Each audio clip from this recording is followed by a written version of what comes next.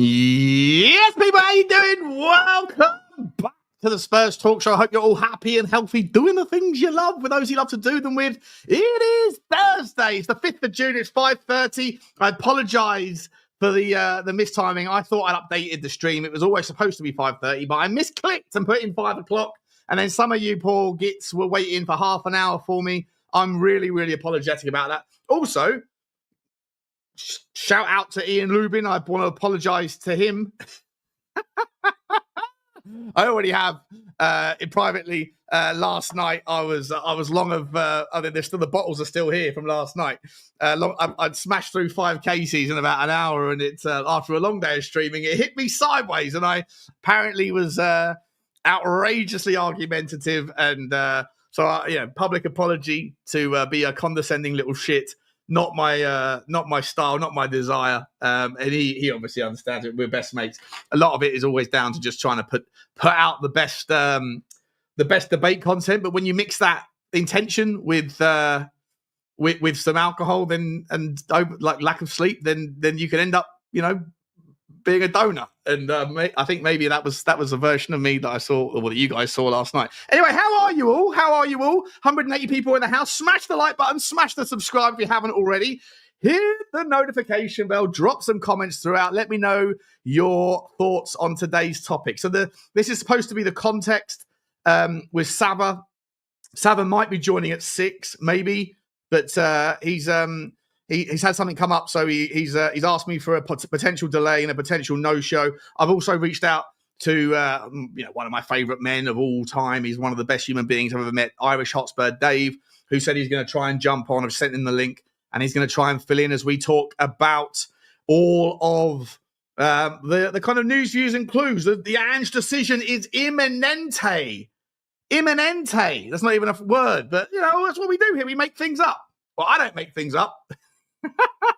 I take the news that some of it might be on varying degrees on the truth spectrum. Opinions can be masquerading as fact at times, but if it's out there, then I collate that stuff and put videos out explaining what's going on, with the caveat that I don't know anything. People, I know nothing. I don't know anything, and I tell you if it's true. Caveat, if it's true, then this is how I feel.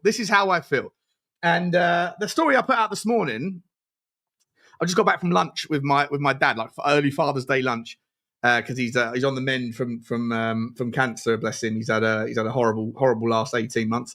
And so just before I was walking out the door, I saw that article from the Spurs web, and I put the video up this morning. And it was only supposed to be a quick 8-minute video. Ended up being a 20-minute video, as you do. I am Mr. Verbose, Mr. 360, coming at it from every angle like the protractor. But I think we've got to talk about it a little bit, because this guy ESPN, right? What's his name? Ollie something. James Ollie. He's saying, and I don't know. A lot of people in the comments. Somehow it's my fault. Somehow I'm an absolute tit. It's weird. It's weird. I've got to be honest, guys. It's weird, right? Like me. I'm not so. I try to see things from every angle, and then I'm like, because of that, you end up jumping either side of the fence on divisive issues, right? And the Ange thing is incredibly divisive, because some people are going to lean into the losses in the league, others are going to lean into the cup, and then if you're someone that kind of recognises the value of both sides, then you end up kind of going, well, what about this side? What about that side? And I'm obviously someone that also just likes to debate people. So I end up sort of never really having a conviction argument on anything. And whatever side the flow is, then I'll take the other side for a decent debate, trying to bring you interesting content. But the consequences of that are that when you put out a video that is literally reflecting on the news that other people have written about somebody else's quote that works for a broadcaster that's legitimate enough to say, well, it's a newsworthy, noteworthy piece of information, let's discuss it. Well, the comments are filled with either Ange inners that are going, oh, Butler's just coming at this because he's Ange out. It's clickbait, and he wouldn't clickbait the other way. Well, I kind of did. I have. I've made loads of content saying, is it reasonable? Is it a reasonable take to sit there and say, the players are on his side? Right? If the players are on his side, then disrupting that, rocking that boat, it's relevant. Like, is it worth the risk of upsetting, upsetting the kind of balance of play here for a sideways step, which is how I viewed Thomas the Tank Engine, Thomas the Frank Engine, as Dave says. I don't know. But then so you get those people that are coming at me, and then you get the Ange outers that are going, "Oh, Butler, what happened to you, mate? What happened to you? Last week you were Ange in. Sorry, last week you were Ange out. Now you're Ange in." All because I said that the article may or may not be true. And even if it is true, the fact that a manager is taking feedback from his playing staff isn't necessarily a bad thing. Like a frontline, a man on the front line of the army who's giving feedback to the general. Like, I don't know whether it's good news or bad news. I think it's important that we discuss it. But of course, yours truly, who's just telling you,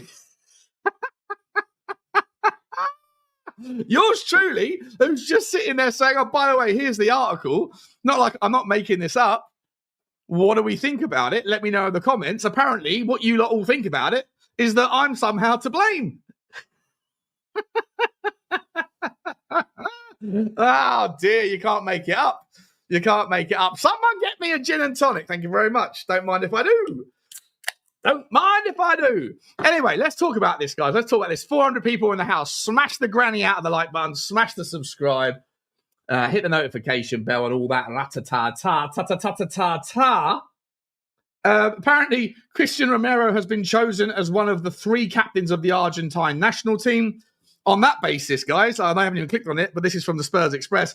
If that's the case, is Christian Romero not only influencing the model at Tottenham Hotspur of pivoting to a back 3 in-game on the basis of a signal? He's doing the baseball thing. That scratchy here, it means something. Maybe he's taken that lead and gone, you know what? Maybe I can influence the Argentinian team the same way. Because we've got 3 captains at Tottenham. We have Sonny, we have Maddison, and we have Romero. And maybe now Argentina are invoking the same thing. Are we therefore led to believe that maybe Christian Romero is not only deciding tactics, but also deciding leadership structure within the playing staff? Look who's come to say hello. Love him. I absolutely love him. No one's ever going to have a problem with Big Dave. How you doing, Dave? Good to see you, mate. Yeah, not too bad, Shawnee. How are you keeping, my man? I'm good, mate. I'm good. I've had a good day, mate. Good day. I was at a nice little restaurant, had a couple of glasses of red wine and an espresso martini. Yeah, with my dad. Yeah, it's nice, mate. Nice. And I went out. I got a phone call from someone that I had to take, and I spoke to the waitress and said, "Listen, my dad's going to ask for the bill. Please say no. Your son's taking care of it." And then he will say, "No, it's fine. Let me take care of it." At which point you say, "No, your son insists." And she said, "Okay, fine." And then I went out, took the phone call, came back in, and I asked for the bill, and she said, "Your dad took care of it." And I said, "No, but I asked you to say that he insisted." And she said, "Yes, I did say that." But then he said that he re-insisted. So I ended up not having to pay for lunch, which is a double bubble of benefit. It's always better when it's free, lad. How are you, mate? How are you doing? Yeah, not too bad, lad. Not too bad. Bit of a busy evening ahead, on here, then have to head out, and then, I'm on last one on Spurs later, see at the weekend, then I'm going to have to spend some time with the missus, make her happy, lad. But all good apart from that, my man, all good. Although, a bit pissed off around this clarity. It's taken a long time. I've been sitting around sort of waiting all day for it to break, and just nothing is broke. 100%, mate. That's where I want to start with you, because, in fact, we'll come back to that. I started off by referencing this article that came out. I don't know if you saw the video I did earlier, or if you've seen the article. Yeah, I did, mate. Yeah. From this guy, James Ollie, I think his name is, from the ESPN, that's basically saying that the only reason we went pragmatic was because the players were basically fed up of the gung-ho Ange ball, and they were demanding an Ange ball, and that Ange Postecoglou compromised and went, "Oh, fair enough." Do you give it any merit? The source, no, not really, especially ESPN, especially after that guy mimicked Harry Kane's voice and stuff like that. No respect for them whatsoever. But look, if it is a case where the players are maybe dictating the tactics to a large degree, I think it's concerning. it's literally letting the lunatics run the asylum to a large degree. Right. However, if it's a case where maybe Postecoglou has his ideas and some of the players maybe, asked for a different way, or maybe said, look, can we do this at certain times in the game, whatever, and he's listened, I don't think it's a bad thing to a large degree. But to be honest with you, I don't really give it too much merit whatsoever. The narrative that we've been pumped by the players and other journalists and stuff like that this season is that, and, when you listen to the players themselves speak, they all say, we're not looking for another way out. We're not looking for another way of playing. So it does actually contradict a lot of what the players have come out and said towards the back end of this season in defense of Postecoglou. Yeah, but again, part of the argument, I guess, for people saying, well, the reason why that the players are on board might be because the players have more sway than they do under an autocratic system where a manager is I'm not supposed to be your friend. I'm your boss, right? So you do as I say, and if you're not pulling your weight, I'm going to make you run laps, or I'm going to, whatever, it's easy to speak volumes about a manager that comes across as, as someone that you can either manipulate, or someone that's someone that's got your back, and someone that isn't going to push you too hard, all those sorts of things. And I'm not suggesting that that's what's happening there, but essentially what I'm asking is if the players that have come out and backed Ange and said that, we love him, if part of that is because there's any truth to the idea that the players have got more pull at the club with regards how the team sets up, I guess the phrase that I would use, and I used it in the video earlier, was is that a demonstration that the tail is wagging the dog? And if so, does it just work on the presumption that there's some truth to it? It doesn't have to be entirely true, but just on the hypothesis that there's some truth to it, then does that mean that, Ange again is the beneficiary of things and possibly going to get another year at this club or 2 years at this club based on things that he hadn't intended, but the players had pushed for, that he ended up, yielding to? Look, I think this is a narrative that's built off some of maybe the away performances in Europe to get to the final and the way we performed in the final. But the reality is, at home, we played our normal way. At Frankfurt at home, we tried to play Ange ball. Bodo Glimt at home, we tried to play Ange ball. AZ Alkmaar at home, we played on the front foot. And this is why I don't really give too much credence to the narrative, because I wonder how much of it is people pivoting again, because the whole narrative for a lot of part of this season was the players aren't having them. The players aren't playing for them. They're not performing. They don't like them, until the players came out and spoke and said otherwise. And that's where I worry, are maybe they pivot in the narrative to now that maybe the players are maybe running the whole asylum. I don't think that's the case. Look, it's notorious that Postecoglou takes a step back away from the dressing room and allows the players to run that. But, and it's not beyond the realms of impossibility. It's well known in the game that you've got this leadership group, or you've got Ferguson with his players at United, some of your senior players, constantly listen to them, their opinions on players and stuff like that, or, maybe things that maybe they need to switch up in game for the opponent coming around the next time. That's normal within football. I'll be worried if you're not having them conversations with your leadership group and all, because the aim of them is to become the very best team you can be on the pitch. But I would very highly doubt they are dictating the tactics the way this journalist is trying to portray. Okay, fair enough. And if it is the case, if it's shit stirring of the highest order just to get clicks from from their own articles and then Spurs, yeah, fair enough. I think it's noteworthy enough to have a conversation about it.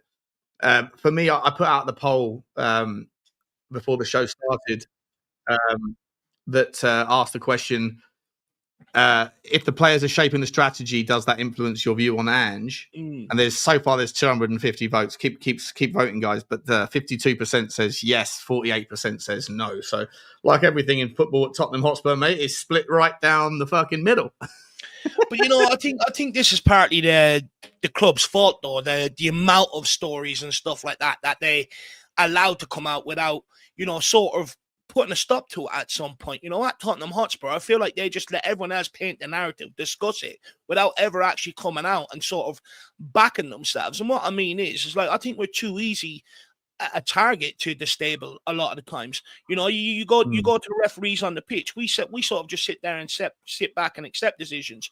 Klopp moaned about them. It helped him, and gave him the benefit of the decisions on the football pitch. Arteta started moaning about them when things were going wrong at Arsenal. They benefit from decisions on the football pitch, which, whether you like it or not, it does help accumulate points over the course of a season. Nottingham Forest, famous for them, going mad about refereeing decisions, bringing Mark Clattenburg, put the pressure on. All of a sudden, look where they're flying high, probably getting decisions this year that they probably wouldn't have got in previous years when they were down in relegation. I'm not attributing, of course, everything to their rise, but it can accumulate you a number of points over the season. It's just another edge of winning. I don't think we put enough pressure on referees or ask enough questions about decisions or more into the PGML. When it comes to journalists, Sir Alex Ferguson at Man United was famous. If someone came in and was asking questions to try and destabilize the camp and they were based off nothing, yeah, you just get them to revoke the press pass. You're not allowed into the next press conference. All of a sudden, a lot of the questions you're being asked and the narrative formed around you is completely different, and it affords you that time and everything else. And I think at Tottenham Hotspur, Ange Postecoglou this year has been the only one that's come out and actually batted against the narratives and against journalists and stuff like that, where if the club, I think, allow this stuff to happen far too easy, and that's where you get headlines like this. And every headline that people print destabilizes Tottenham. I couldn't agree more with you, mate. 100%. You know what, though, bro? This has just broken in the last hour. I've just seen it since I got back, and this is massive because I want to ask you about I did a video last night, right? Like, if I'm entirely honest, the lack of noise, like you say, right, it's destabilizing. Daniel Levy had all of the momentum in his sales, right? Everything. He had the PR wins regarding the TIFO. The buying of tickets for the fans versus just a Jim Ratcliffe. He had the victory. He had the fact that he backed Ange when everyone or most people were calling for his sack. There were so many things that were going in his direction for the first time in years. And I was like, my chairman, I've stood by you. Like, you fucking now, just don't fucking balls this up, right? Don't balls this up. Let's come out of the traps hard this summer. Let's get some clarification on the manager. Let's bring in Ange, bring in Paratici. Let's bring in Vinny. Let's whatever's happening, and then let's just go early, right? Go early. Go and get a statement signing if it's Leroy Sané or whoever else, and then nothing. And I came out yesterday, and my video last night was like, this is turning me towards the Levy out people. This is turning me that direction because I think it's disgraceful. I think it's disgusting. I think the silence speaks volumes. I think it's one thing to say we don't owe anyone. There's no need for an announcement if there's no announcement that's necessary because he's our manager, right? You don't have Bournemouth aren't coming out making sure that everyone knows that Iriola's still our guy, right? The same with Fulham or whatever. That none of that stuff needs to happen. But when the journalists that are the ones that have inside track at the club and they are fed stories when it suits the club, if they are speculating and Fabrizio Romano speculating, then we are going to, and there's more respect that is needed to be owed, right? To the fans, to the manager, to the players, to everybody. And I was like, the only reason why this is acceptable is if something's meaningfully manifesting at the club. The Donna Cullen story, the collar cot story, if all of that stuff, Vinny coming in, if there's more smoke there than normal and there's no smoke without fire, then I'll get on board it. I'll tolerate this silence, Dave, if there's something happening. And then you go, okay, right, inconvenient timing, but if there's something manifesting, then fair enough. But if there's not, then it's a disgrace. And then this happens an hour ago. Let me get rid of that banner. And it says that Tottenham are edging closer to agreeing a deal to sell a stake in the club that values them at £5 billion. Let me zoom in a little bit here. It's a little bit too far away. Spurs have been in talks with consortiums for over a year, and progress is believed to have been made. What's your thoughts, mate? I mean, Football Insider, like they've got more credit than I think that they're worth because they have more exclusives than OnlyFans and Bugsy Malone's OnlyFans account. But Ben Jacobs works for them, so like Ben Jacobs I think works for Give Me Sport, doesn't he? But like it's not a bad outlet. Like it's the sort of tier 2 level stuff. Is this legit in your mind? Do you think there's something to this? Do you know what, Sean? Honestly, from what I've been reading, seeing shared around various WhatsApp groups and stuff like that over the last week, I don't think anyone actually knows exactly what's going on up there. I think for me, two things. One, there's either a power struggle like people are alluding to between Donna Cullen and Daniel Levy. Coup d'etat could be happening. Or two, they're just biding their time, looking at other candidates for the job and trying to seal up that deal before they come out and announce the decision around Ange Postecoglou. For me, they're the only two scenarios that can really be happening right now. But when it comes to, look, investment into the football club, I'm not surprised. I know there was talks, about takeovers, but when I was looking at Daniel Levy's words and stuff, he's always said minority investment. That seems to be the key of what they were looking for.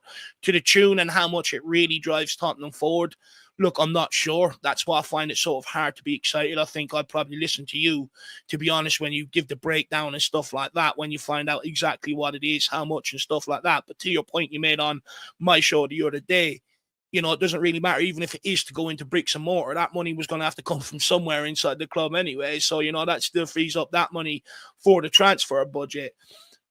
But look, see, there was something that came out the other day, and I think it said that, basically, I think Donna Cullen's daughter, I'm not sure how true this is trying to, take over the football club and sort of steer it forward, clear out the board and do things her way. And then the end of it was like either for the investment to come from ENIC or, from outside sources. So it seems to me that maybe they've got something lined up, whether it's coming from them or an outside source, and they want to do it their way moving forward, maybe with a potential of whoever that investment is, maybe buying them out long term, and they're shifting towards that. Or, Daniel Levy wants to keep his position, wants to keep his say, maybe keep the investment and that sort of nose out of it to a certain degree and keep doing things his way. Honestly, it's all just guesswork right now. Yeah, I think that maybe Football Insider are just doing what Football Insider do, which is like, riffing off of whatever's out there and putting two and two together and then making so. I'm going to read through the article in a second, but for sure, I think that there is. I put this conspiracy theory video out the other day. Like, is this the reason for the silence? Is it, the fact that Vivian Lewis, I think her name is, that she's pissed off, right? That all reports are like, well, she cares more about the football club. She doesn't like Daniel Levy. She thinks he treats the football club like a, like just a plaything for him that he gets wealthy off, and that she doesn't make any money, that Lewis don't make any money off, right? They don't get paid a bean. They don't get dividends. Daniel Levy he's earned 60 million quid out of the club in the last 25 years.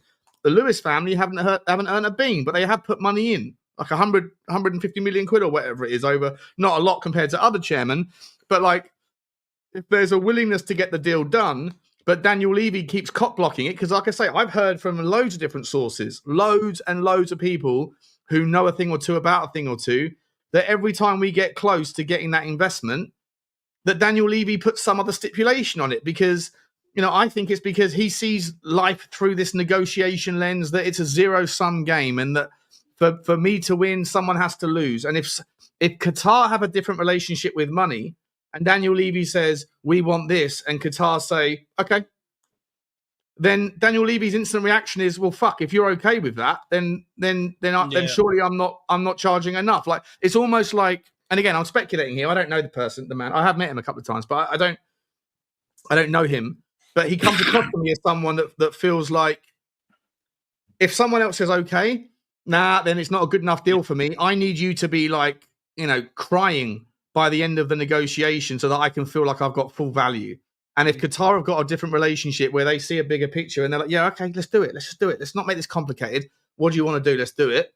Again, speculating, but I feel like Daniel Levy might be cop blocking because he feels like there's more money on the table. There's this, like, as I said 1,000 times, when I grew up in the investment banking space, there's a phrase called leave some for the next guy, which means if you want to have a good relationship with your people that are buying shares from you, even if you bought stock at a cheap level and you know that it's probably going to go higher, if you've made money, then let one of your clients make a bit of money as well, because it will bring them back it will make them come back the next time, right? And you can make more out of them by having an ongoing relationship. Whereas he comes across to me as the sort of guy that wants to rip your eyes out, and that he's not going to be satisfied unless he gets it all and you get nothing. And I think that might be something which is potentially cop blocking the relationship, and that Vivian Lewis is sitting there going, why do we always get close and then it falls over?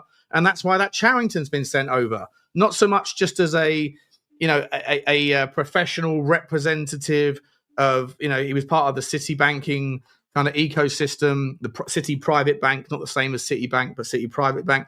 So he comes over with some credibility and some respect, and that will make the kind of the board look more, polished, if you like.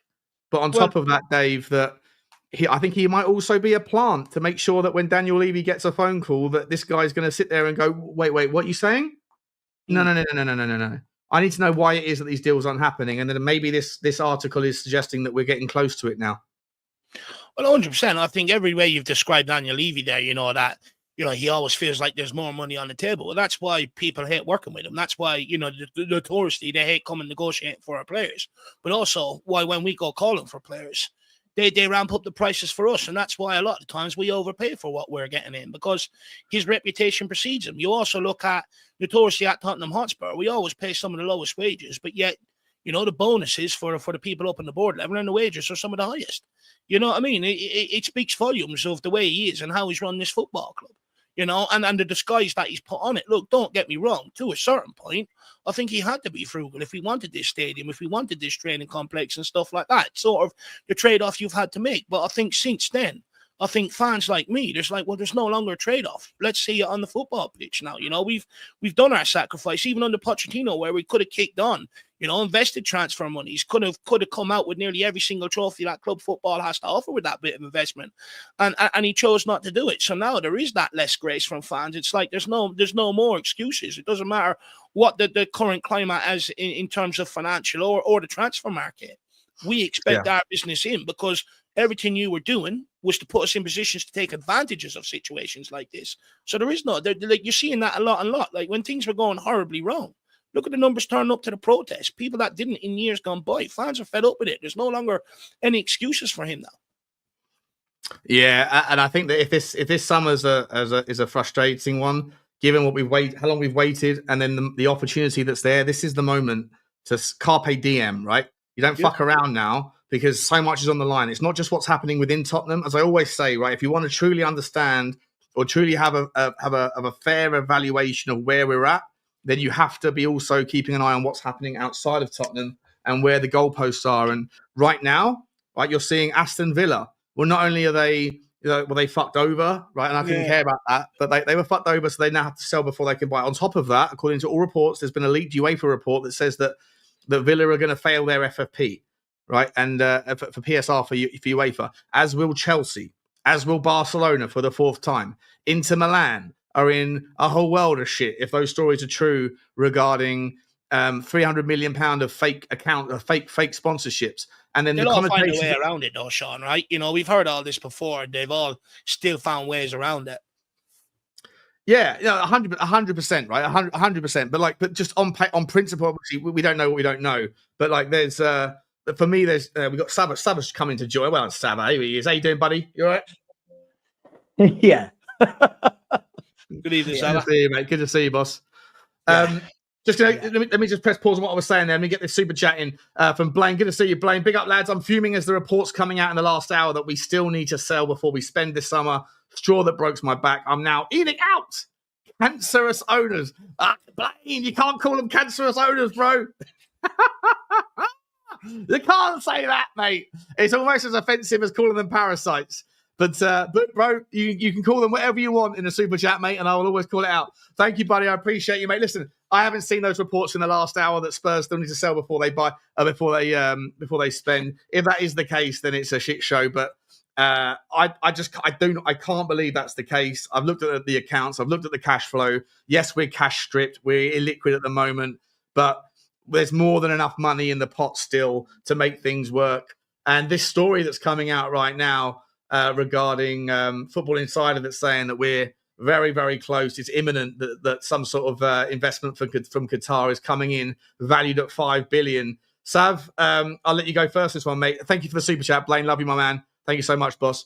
Conflicting reports, right? Sell before you buy.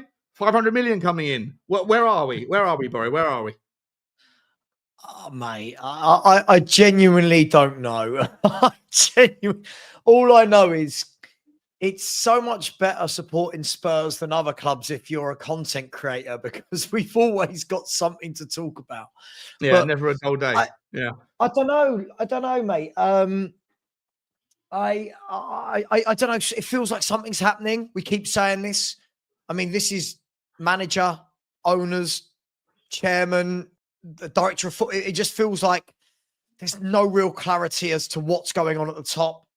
I don't know, like the bookies in the last, I don't know if you guys have seen it. The bookies in the last 2 hours have changed their minds. And now Thomas Frank is 1.40 to be the manager next season. And Ange's come away from being 1.40 and he's now 3-1.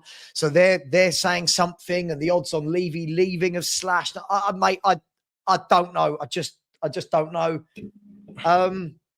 We're Spurs, right? We're Spurs. Spursy. It will never. People said, "Oh, we've won the Europa League. The Spursy tag has gone." Nah. It's alive. But you know what, guys, right? So obviously, I said a minute ago, I did this show last night where I was like leaning into the evening out thing. I'm like, it's outrageous. It's unacceptable that there's no noise unless there is something going on. And then this story breaks today that the takeover is imminent. Dave, what have you just sent me? This is Matt Law's tweet, is it? ENIC are keen to remain in control of Tottenham Hotspur. Spurs are still in the position of needing to sell to buy this summer without investment from ENIC or elsewhere. So it all hinges on an investment, but ENIC don't want to they don't want the. Is it ENIC or Daniel Levy? What are we doing here, Dave? What are we doing here, bro? Your guess is good as mine. You're more up to date with what goes on at board levels than mine. I've never seen a board in my life, to be honest with you. But reading that, I think regardless whether ENIC, take over and sort of oust some of the old board and stuff like that, then they might drop investment in because they might not want to do it while Daniel Levy's in charge of that investment. They already gave him money to invest and he didn't really do it, that wisely. Or they could end up having someone sitting there side by side with them. I think you were alluding to that there's been NDA signed and stuff like that. So maybe that could be the case, that they've got an investor, and again they want to clear out the board so that they can do it their way. But look, sell to before we buy. I mean, we spoke about that a couple of weeks ago. I mean, that was rumored and reported a few weeks ago that we would be in that position this summer. Yeah, I don't understand it, right? We all like 280 million in historic transfer fees, don't we? Yeah, we do, but every club does, right? This is the whole point. Like, if you work on the basis of like amortization occurs on the books, right, whereby you round down a player like Richalison from £60 million that you buy, but it becomes 20 million over. If you buy him on, let's say, a 3-year contract, then he's worth 40 million, he's worth 20 million, then he's worth nothing, for example. The same thing happens with purchases. Like, you don't pay unless you're doing like the Eze deal where you trigger the clause. Then you're going to owe money. We probably still owe money for Lo Celso. We probably still owe money for Richarlison. We probably still owe money. But then everyone that we've sold, we also are due money in from, right? So like the fact that we owe 280 million quid, we sell though, right? We haven't really recouped a lot. 100%. That's where the problem probably comes in my eyes. How much of them fees have to be paid this summer, and what we've got coming in, and that's where the deficit could be.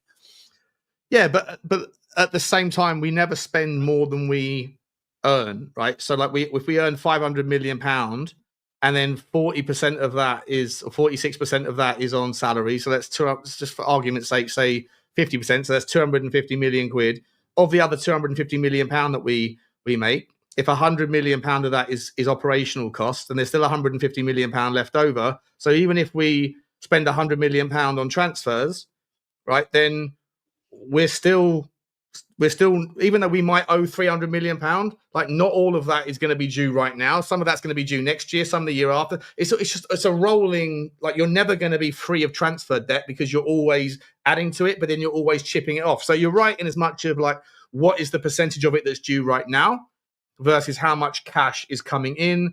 And obviously the Premier League merit money wasn't going to be there. But on top of that as well, don't forget, we've got debts, loans that we have to repay. Then you're also taking into account, we still have to fund some stuff that we were supposed to build, for the council and the stadium and stuff. So that money, it's not like at every other club where that money is simply, you can put that back into the team. We've got other stuff we need to pay.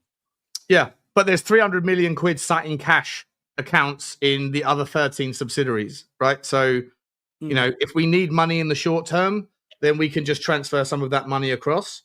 And then, as long as that money isn't immediately needed for those things, then, like I say, I just think that Daniel Levy, if he's going to lean into that stuff and go, that's the reason why we can't do anything after we've qualified for the Champions League, then he's like trying to pull the wool over everyone's eyes, And I just don't think it's necessary. I think it's an absolute load of bollocks. But Sam, what's your take, mate?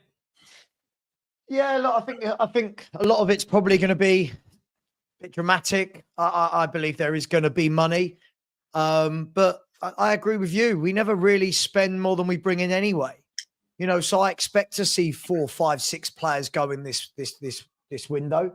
And I expect that will be the bulk of our transfer fee, our transfer kitty. It's the same as every window. I don't think this is new. We've never gone and spent 200 million and we're all going, oh, where did that come from? Well, we know where that comes from. It comes from the player sales, comes from letting the Skips go and the Winks go and the Kanes go and whoever else. Also, I think you've got to look at it. And this comes back to the conversation we had this week, Sean, when a lot of people are sitting there and saying they don't mind finishing 17th. There's going to be a massive deficit in terms of revenue that we've made from the Premier League this year. A massive deficit from the year before. I think it's something like 37 to 40 million pound down on last year. Yes, we've got Champions League next year, but that's next year. So all of that money, that money wouldn't be in yet. So yeah, you can forecast against that, but you can't forecast you're definitely going to have Champions League again next year. So for me, I just think we're going to do what we always do. I think you're going to see 4, 5, 6 of these players go out, and then you're going to see 4, 5, 6 players come in, and we're going to do what we do every season. And I don't think anything's going to change. So I'm not surprised. Let me ask this, Nava. Let me ask this though. Do you think that here's another kind of thought experiment, right? If given the fact that there's so much opportunity, if there's so much expectation from the board to finally kick on, he didn't do it after 2019 when, like I say, I understand why he didn't. I know a lot of people will never forgive him for not, but I come at it from a different angle and I understand why he didn't. Now I don't get it. Now I will not accept it. And if a lot of the fan base are in that same mindset as I am, that there's no excuse right now, I don't buy this bollocks that you have to sell book to buy. I don't buy it for a second. But if there's any truth to it, then what Matt Law is saying there is the caveat that is absent some investment. So is there maybe what there wasn't before, which is a Daniel Levy that was, reluctant to hand over control, reluctant to do a deal that he thought there was something left on the table, and that's not enough. It's never enough. Greedy man sort of syndrome. The fact that he's aware that the PR around fucking this up is going to be a nail in his coffin that he'll never recover from. Do you think that maybe, even if there is some truth to it, that the cash flow is that restrictive, that because of that, there's more of a willingness to finally sign something with Qatar now, so that even if it buys him some time, even if it's even if it gets the monkey off his back, so to speak, that's more of a catalyst to see an outcome that we all want, which is new investors, and that maybe there's a different guy, or at least a different level of ambition that is coming to the helm? Yeah. First and foremost, I don't think that he will be held accountable for anything. I know every time this happens, we say, this is last chance saloon, and this is the time that the fans will hold him accountable. I think the problem you've got is the fans are on such a high from the Europa League win that I think he's going to be able to get away with murder. I truly believe that. Okay. Yeah, look, let's be fair. We've got a manager that's been absolutely adored, who's just had our worst ever Premier League season. So, we don't really have those high standards. I expect exactly the same from transfer windows. Last year, when we had that transfer window of 4 kids and a senior player, everyone flipped. Not everyone, most flip-flopped to, but it's a youth project. If you can't see what he's doing, they'll do it again this year, whatever we do. But you're right. It may be that if he does start getting a bit more stick, that he might just go, "Oh, sod this, yeah. Right? We need to sell." But I genuinely don't.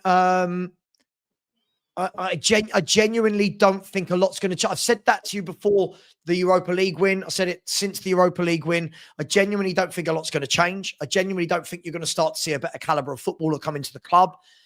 We've got fans that want the signing of people like Matisse Tell for 35, 40 million for a club that spend 125 to 150 a season.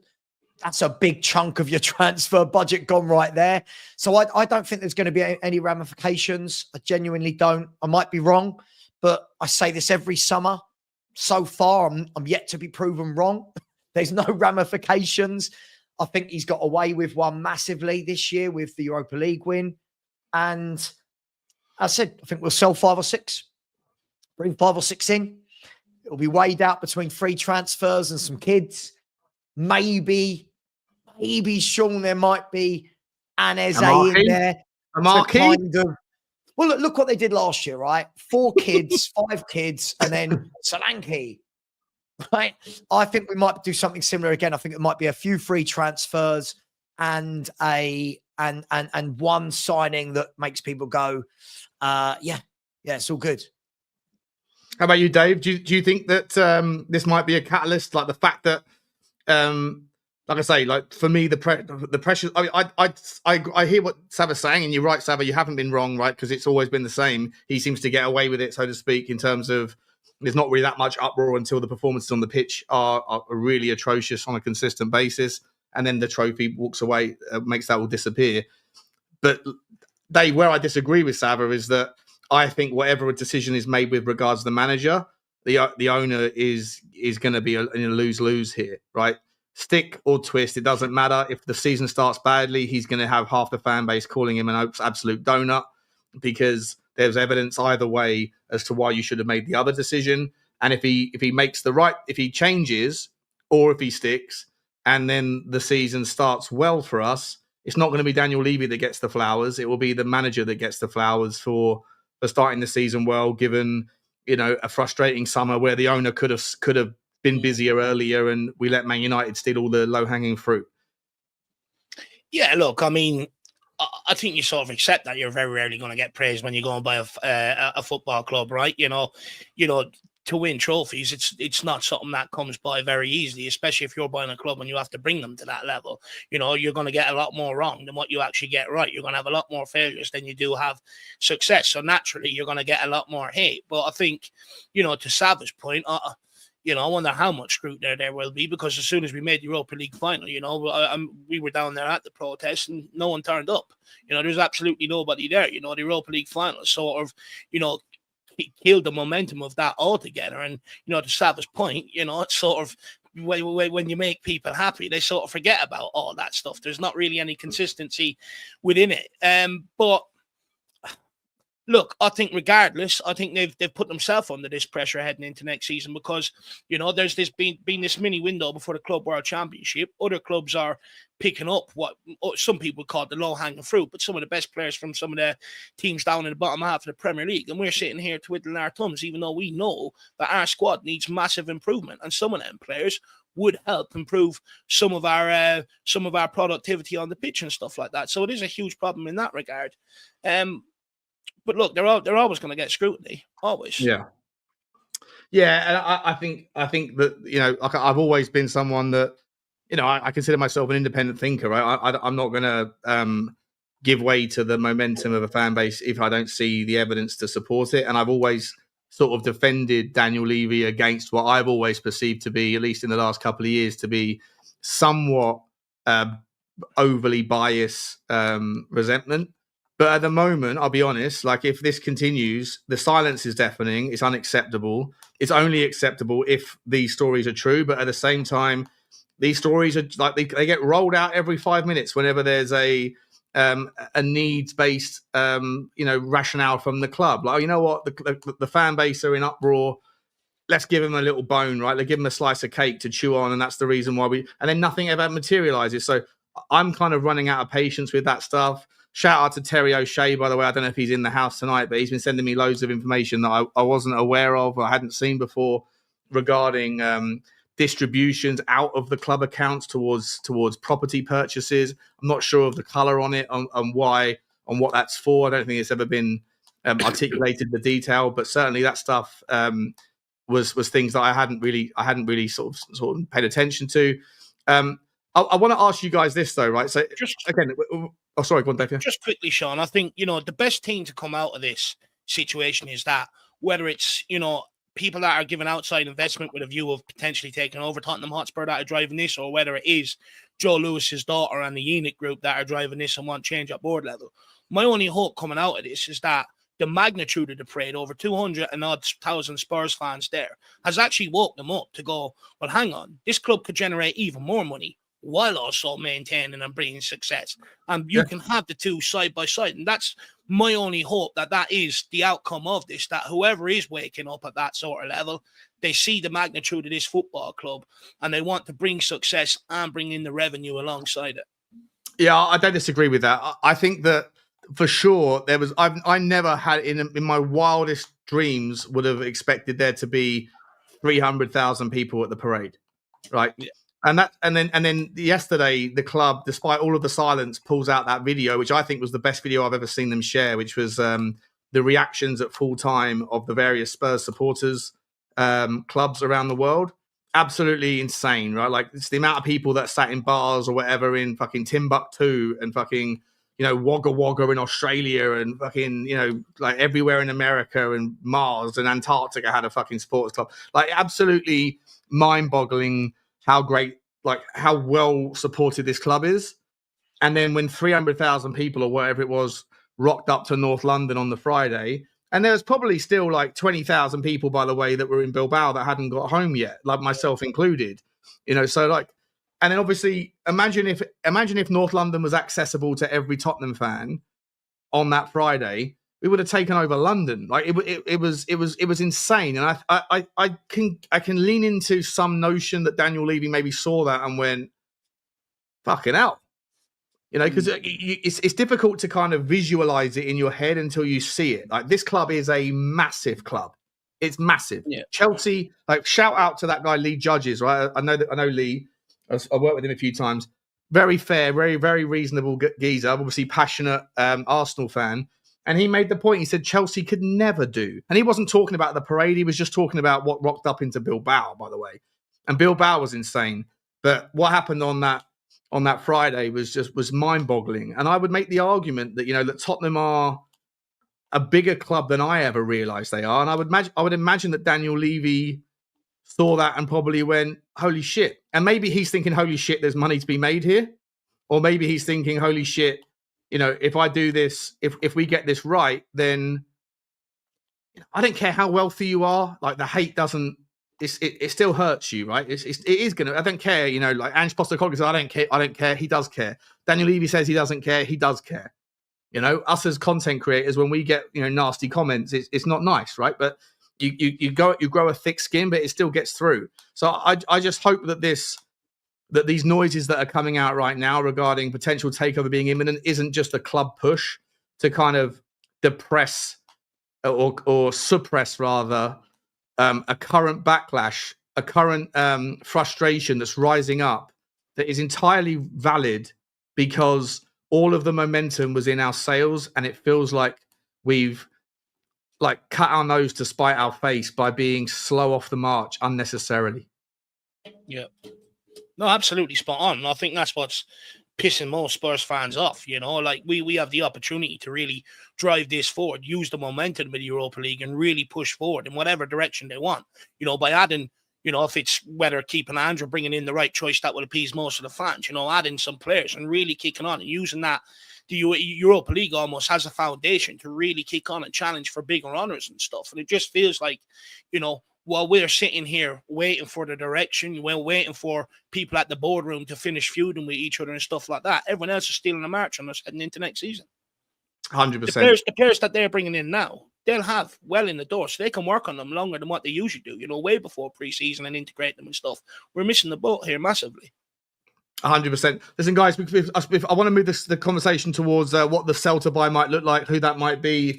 If you guys think that if there's truth to that, then does that mean that maybe Sonny is a likely candidate now that Romero seems to be off the table, or maybe there's going to be maybe a lower bid needed to get Romero out in order to make these funds available? And what does that look like? Before I do, I just want to say there's over 1,200 people here. It's amazing to see. Thank you so much for coming in, guys. Please smash the like button, smash the subscribe. Also, get over to the Irish Hotspur and to Football Heritage TV. Please show your support for Sava and for Dave. I'm going to put the links in the chat in just a second. And Drew Zilla's coming with a super chat. Big up, Drew. Love you, man. Great to see you, buddy. Great show, lads. Big up. Smash the like and subscribe to the chat. Also, subscribe to the Irish Hotspur. He's saying what I've just asked for. So I hadn't actually read the super chat before I said what I said. Thank you, Drew. You're doing my job for you, mate. Absolute moderator in chief. One of the number one Spurs Talk Show family, mate. Absolutely adore you, buddy. Thanks so much for your support, mate. And Phil P. Woo! He says, Sean, Enoch out. Welcome to the party, pal. Well, listen, we'll see. We'll see. I'm going to give it until the end of the week for some noise to come out from the club. If absent that, then maybe I will. But listen, mate, I've been to all 3 protests. How many have you been to? How many is all the hardcore leave you out has been to? I didn't see too many when me and Dave were at the. I didn't see too many of the hardcore leave you out going there a little while ago. Dave, let me ask you this, mate. The noise around sell to buy. If there's truth to it, what are we thinking here? Are we going to be pushing for a sunny exit? And how do you feel about that in principle? Look, personally, I would rather hold on to our best players in general. And now I'm talking about the likes of Romero and stuff like that. I think with Son, I sort of could see, back in January that maybe things were heading in this direction. I remember, his contract would have been up already come this summer, and he allowed it to go into January, which in fairness to Son, he could have spoke to any club outside of the UK if he wanted to negotiate it. He didn't. He waited for Tottenham to offer him that contract, and he ended up signing on the dotted line. It was only a year extension. But when you look at Son, I think you have to weigh it up. He's 32 years of age. It's clear last season and in general his impact off the bench in the final, that's waning on this Tottenham team. And I think regardless of how much I love Sonny, I have to accept that his impact on this Tottenham team overall is waning. He's not putting as much points on the board as maybe he has done in years gone by. He's also our highest earner at 200k a week. Are we going to really offer him another contract, where he's probably going to look for more than that because it's his last contract? He's going to want to maximize that. He's well aware of the revenue and that he's brought Tottenham Hotspur. So he's going to look for, and then do Tottenham really want to break that 200k a week barrier? I'm not quite so sure. Also, if Romero's sitting there looking for a contract, he wants to become, say, club captain, it's an easy route to be able to give him that captaincy heading into next season. So I think with Son, if he decides now he wants a new project, I think he goes with all my blessings, and I hope he succeeds anywhere else he does go.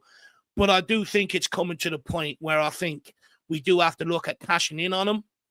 But I urge that money just can't go on any prospect. That money has to go straight back into a proven player that's ready to come in and hit the ground running and deliver what we need now, which is consistency on the football pitch. In the same position? In the same position. You can even, look to invest it to bring in an elite right winger. I suppose it doesn't really matter what side, You just want someone of a certain quality coming in here, because if we take another punt or another gamble and we go and put it into another prospect, I mean, that's where a lot of our problems come in this season. When we did play our B team and stuff, a lot of them were prospects. And unfortunately, that consistency isn't there. You have to expect that or allow for that scope when you are blooding these youngsters. So for me, if you're selling Son, you take the cash.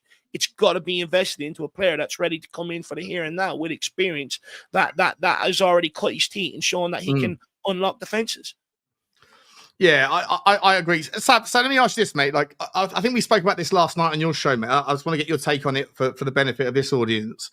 What's your, Tottenham obviously have got a profile, a player, right? Like, obviously they want to lean young. They want to lean like one that has that asset appreciation. When it comes to positions in the pitch where Tottenham are already have some level of ascendancy, like for example, fullback, right? We need a fourth fullback, but we've already got 3 good ones in Udogie, Porro, and Jed Spence. On that, in the position like that, I'm okay if the club say, it's not going to be anyone will do or the best we can get, but we need it to fit a profile like young or English or club trained or whatever else. And that's fine. I'm okay with that shit when it comes to positions where we're already strong. But in areas where we're currently weak, I don't want to see or hear any kind of bollocks regarding we have to consider that, we're going after young players because that's the talent ID, position of the football club. To me, I feel like for players like a DM or a right winger, I don't want there to be caveats around the talent ID. I want it to be whoever's the best that we can get, that the club have identified that is the right guy, whether he's from Brazil, whether he needs 15 passports to get here, whether we have to wait for his work permit, whether he's 52 years old and whatever, right? Like, I don't want there to be any caveats around the talent ID for positions of supreme importance where we're currently weak. And I think that to Dave's point, I think that if you're going to sell Sonny, then we're definitely short in the wing. And we're definitely short in the midfield regardless. Do you agree with that? Or do you think that there's some sort of... Yeah. No, completely. I mean, I'm one, I don't want to see... Sean, I'm just going to say this. Listen, I've had a hell of a day of it. I'm trying my best. But, mate, listen, the chat is just... Honestly, if they don't want me here, this is just now getting... I haven't seen it. I've cut a few comments out. It's just one thing after another, mate. I'll be honest, I'm fed up. I do a lot of streaming myself for my own channel. I agree to come on and be part of other people's channels when I'm tired. It takes me away from my family.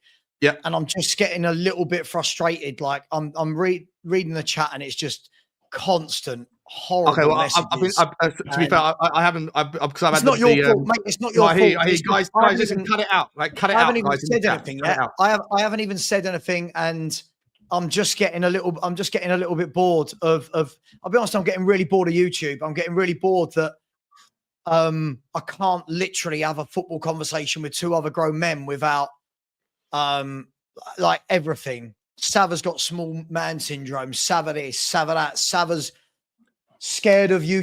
I'm just getting a little bit bored. Yeah, I'm here to talk about football, and chat. Look, honest, I'm just not in the headspace if this is what people want to do.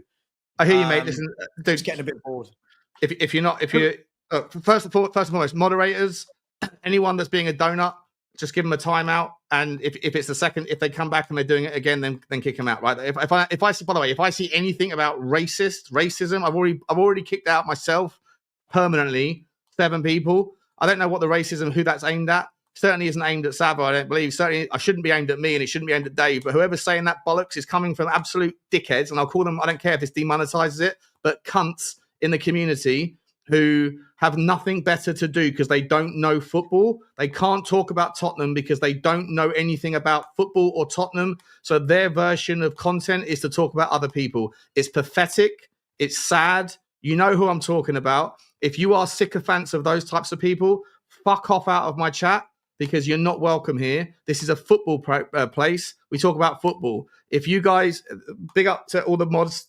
I know your mods are moderating. If anyone comes in heavy on Sava, he's a friend of mine. He's a good boy. I love him to pieces. I know Sava better than anyone in the comment section. So if anyone's saying that shit, cut it out or fuck off. Right? Well, what's the phrase? Back the team or fuck off. How about this? Like, back the creators that give you entertainment or fuck off. Simple. Okay. If I see anything in the car, I don't care. Like, I'm done with it. Saba, if you're not comfortable, mate, if you want to jump off, it's just a little bit like I haven't even opened my mouth yet. I think I might have said like one thing, and it's just sort of like people saying victim mentality. Why do people tune in to watch football? I thought they tuned in to watch football conversations, and it's just a bit like it's just constant, like one after the other, after the other, and it's just a bit like just. Do you know what I mean? If people want me to talk football, I'll talk football. If they don't, mate, I'll just jog on. It's just getting. It was just a bit. Sorry, I shouldn't have said anything. It's just getting a little bit. I've had a whole day of shit, and you know what I mean. It's like. I hear you, mate. If you don't listen, mate. If you're not up for it, I totally get it. It's fine. I didn't expect you to come on. Let me answer your question. So essentially, yeah, I'm somebody, I don't want to see any more teenagers come into this club. We've got a lot. We don't need any more.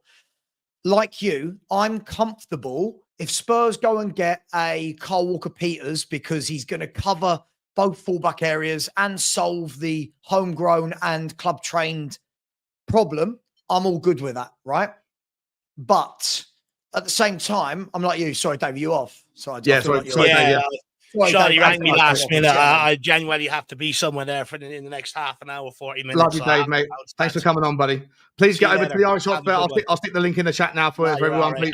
Cheers, Dave. Love you, mate. See you soon. See you soon. Cheers, Dave. So I'm comfortable if that is something they do because it makes sense for a number of different reasons. But I'm with you. For the areas that we need, I don't know if it's a left winger, a right winger, a striker, a defensive midfielder. It's got to be players that are better than what we've got. It's got to be players that I get really bored of hearing the word potential, Sean. I'm really bored of hearing potential. You know, surely the whole point of why everybody is so happy that we got into the won the Europa League is that we got the Champions League. And if we have got the Champions League, well, let's then get some Champions League type players. Surely how you build a squad is everyone that comes into your first team is better than what you've got. Some of your first team players will naturally drop down into into kind of squad players, and some of the squad players will naturally drop away to different clubs and will be sold. But I just don't.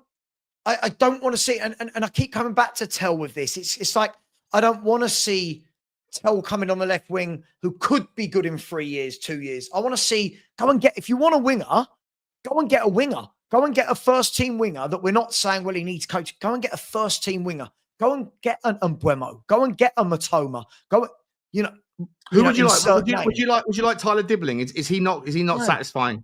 No, because it's another one where it's like all the potential in the world, but again, he's a kid, and the problem is we're packing out the squad with young players that are going to have nobody to learn from. The squad, they're going to have nobody to look at in training. Like if you bring in it, like if Archie Gray, for example, been brought in as a DM, supposedly, who's he looking at? Who's he looking at in training and going, yeah, that's who I want to be. If Tyler Dibbling comes in on the right wing, for example, who's he looking at and saying, that's who I want to be as a winger? Because you've got. Well, it's not Sonny, is it? Let's be honest. Sonny to me is like he's too playful. He's the wrong word is immature because he's obviously a captain and he's a Europa League winner. But he just seems. I feel like he's the sort of guy that goes home and plays with his mates on FIFA or something. You know, he's not a Roy Keane type of captain. Not that I'm advocating for a Roy Keane type of captain, but the sort of winger that you'd want around the club would be like an Ivan Perisic, right? That sort of guy is like supreme professional, good at what he does, and at the tail end of his career probably can impact some of that knowledge, that experience, and sort of train people into how to do it in the way that gets the best yield, you know? Yeah, I completely agree with you. I think that, look, wouldn't it be nice to see let's just say, if 4 players come in, wouldn't it be nice to see those 4 players that are all first 11 players that on day 1 of next season, you go, all right, team looks different now. You've got 4 new players in. In what positions do you think? Is it a striker, a winger? Have to get a striker. Solanke's not good enough. We desperately need a striker, desperately need a couple of wingers for me. I know that sounds crazy because we always seem to buy wingers, but I still don't think we've got wingers that actually do the winger job. And we desperately need a midfielder for me that can put his foot on the ball, control the game, and number 6 type. And so does selling Sonny make the predicament on the wing worse? Or given the fact that there might be substantiality to this idea that we have to sell to buy, is that a worthwhile trade to try and get 50 million in or 40 million, whatever it's going to be, from Saudi so that we can go again? Is selling, even though Sonny's obviously on the decline, he's still, when he's up for it on his day, he's still unplayable, isn't he? Well, I think if we're a proper club, you sell Sonny and you've got a backup, right? And I don't mean a backup to him. I mean a backup plan. This is what I rate about so many other clubs. They sell a player and within a couple of days, it's almost as though they knew this was going to happen and the replacement has come in. Like even things like, if you look at Brentford, they sold Flecken and within 2 days, Kelleher, he's being unveiled as their number 1 goalkeeper, right? So it's almost like how much? 20 million quid? No, it was like 12 million. Like it was ridiculous. Yeah, it's crazy. So that's the best bit. That's already. I don't think that trade will be bettered this summer. I mean, so it's a brilliant sign. Listen, I like Flecken, good goalkeeper, but Kelleher, for me, good chance for him now to be a number one. But look, I feel like that's where we really let ourselves down as a club. It's like we look at it and say, right, what do we need? Right now, I know obviously the manager talk will take precedence over a lot of this, but we should have had, like any professional football club, we should have had a short list of players for the two eventualities. One, not winning the Europa League and knowing our money situation and knowing that we're not in Europe. And two, another list for getting Champions League football and knowing how much cash we've got. Now, some of the players would be crossed over. Like, it's not like, oh, you can only get these if you're in this and that.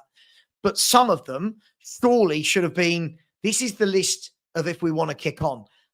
Dibbling looks a real good talent, but don't they all, Sean? Any young player has half a good season and everyone goes, oh my God, they're amazing. They're good. They take us up a level. We don't know that. At what price point, right?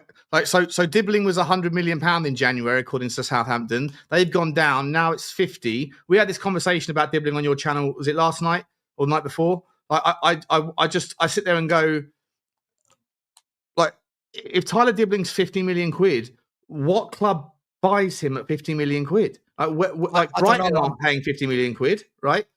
No. Man United aren't going to get him for 50. They're just going to get him Buemo.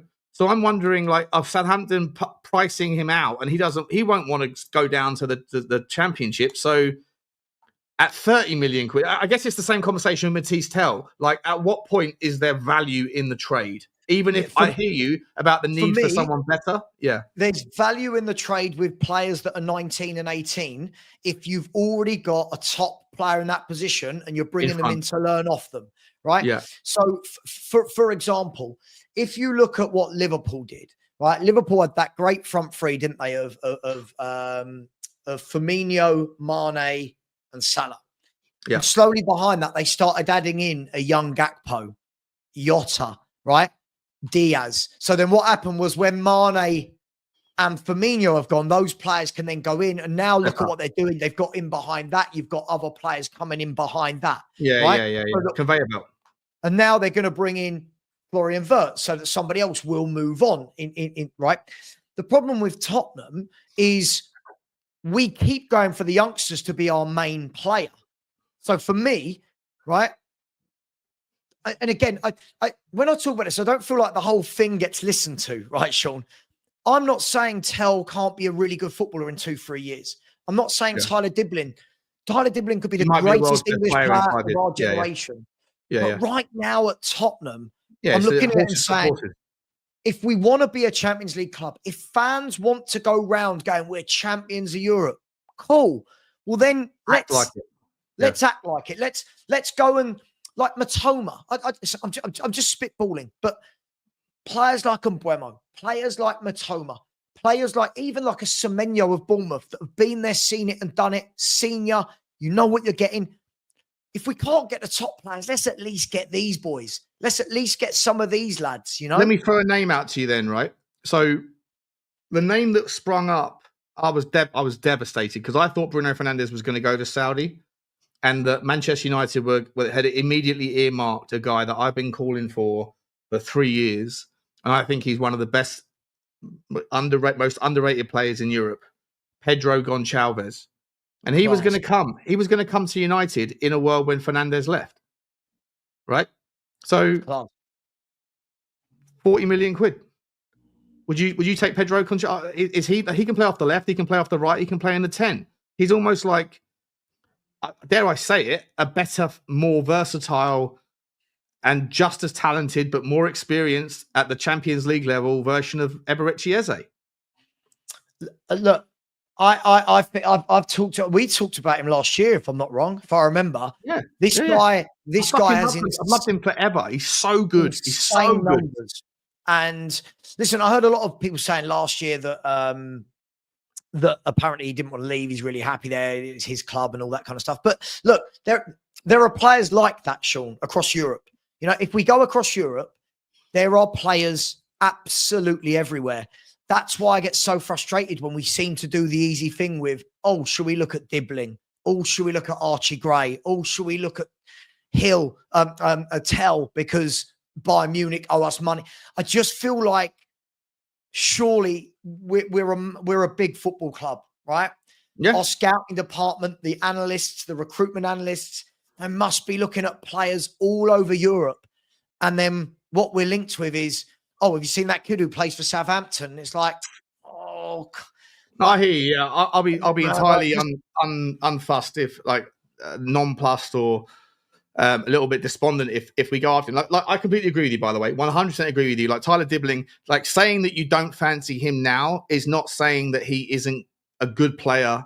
Absolutely. Or that he might become a great player. It's just saying, is he what we need right now? And I think that even Ange Postecoglou has said 2 or 3 times in the last 3 or 4 months that the transfer strategy now has to pivot towards experience, right? And so I'm looking at someone, if we're not going to get Leroy Sané, again, none of this fucking matters because until you know what the fuck the club's direction is going in, then all of that stuff is largely irrelevant. I hope that there's some truth to the Qatar deal. I hope that the pressure on the club right now, the fact that there's uproar in the fan base, even from people like me that have defended the club in the face of prior, frustrations or resentment.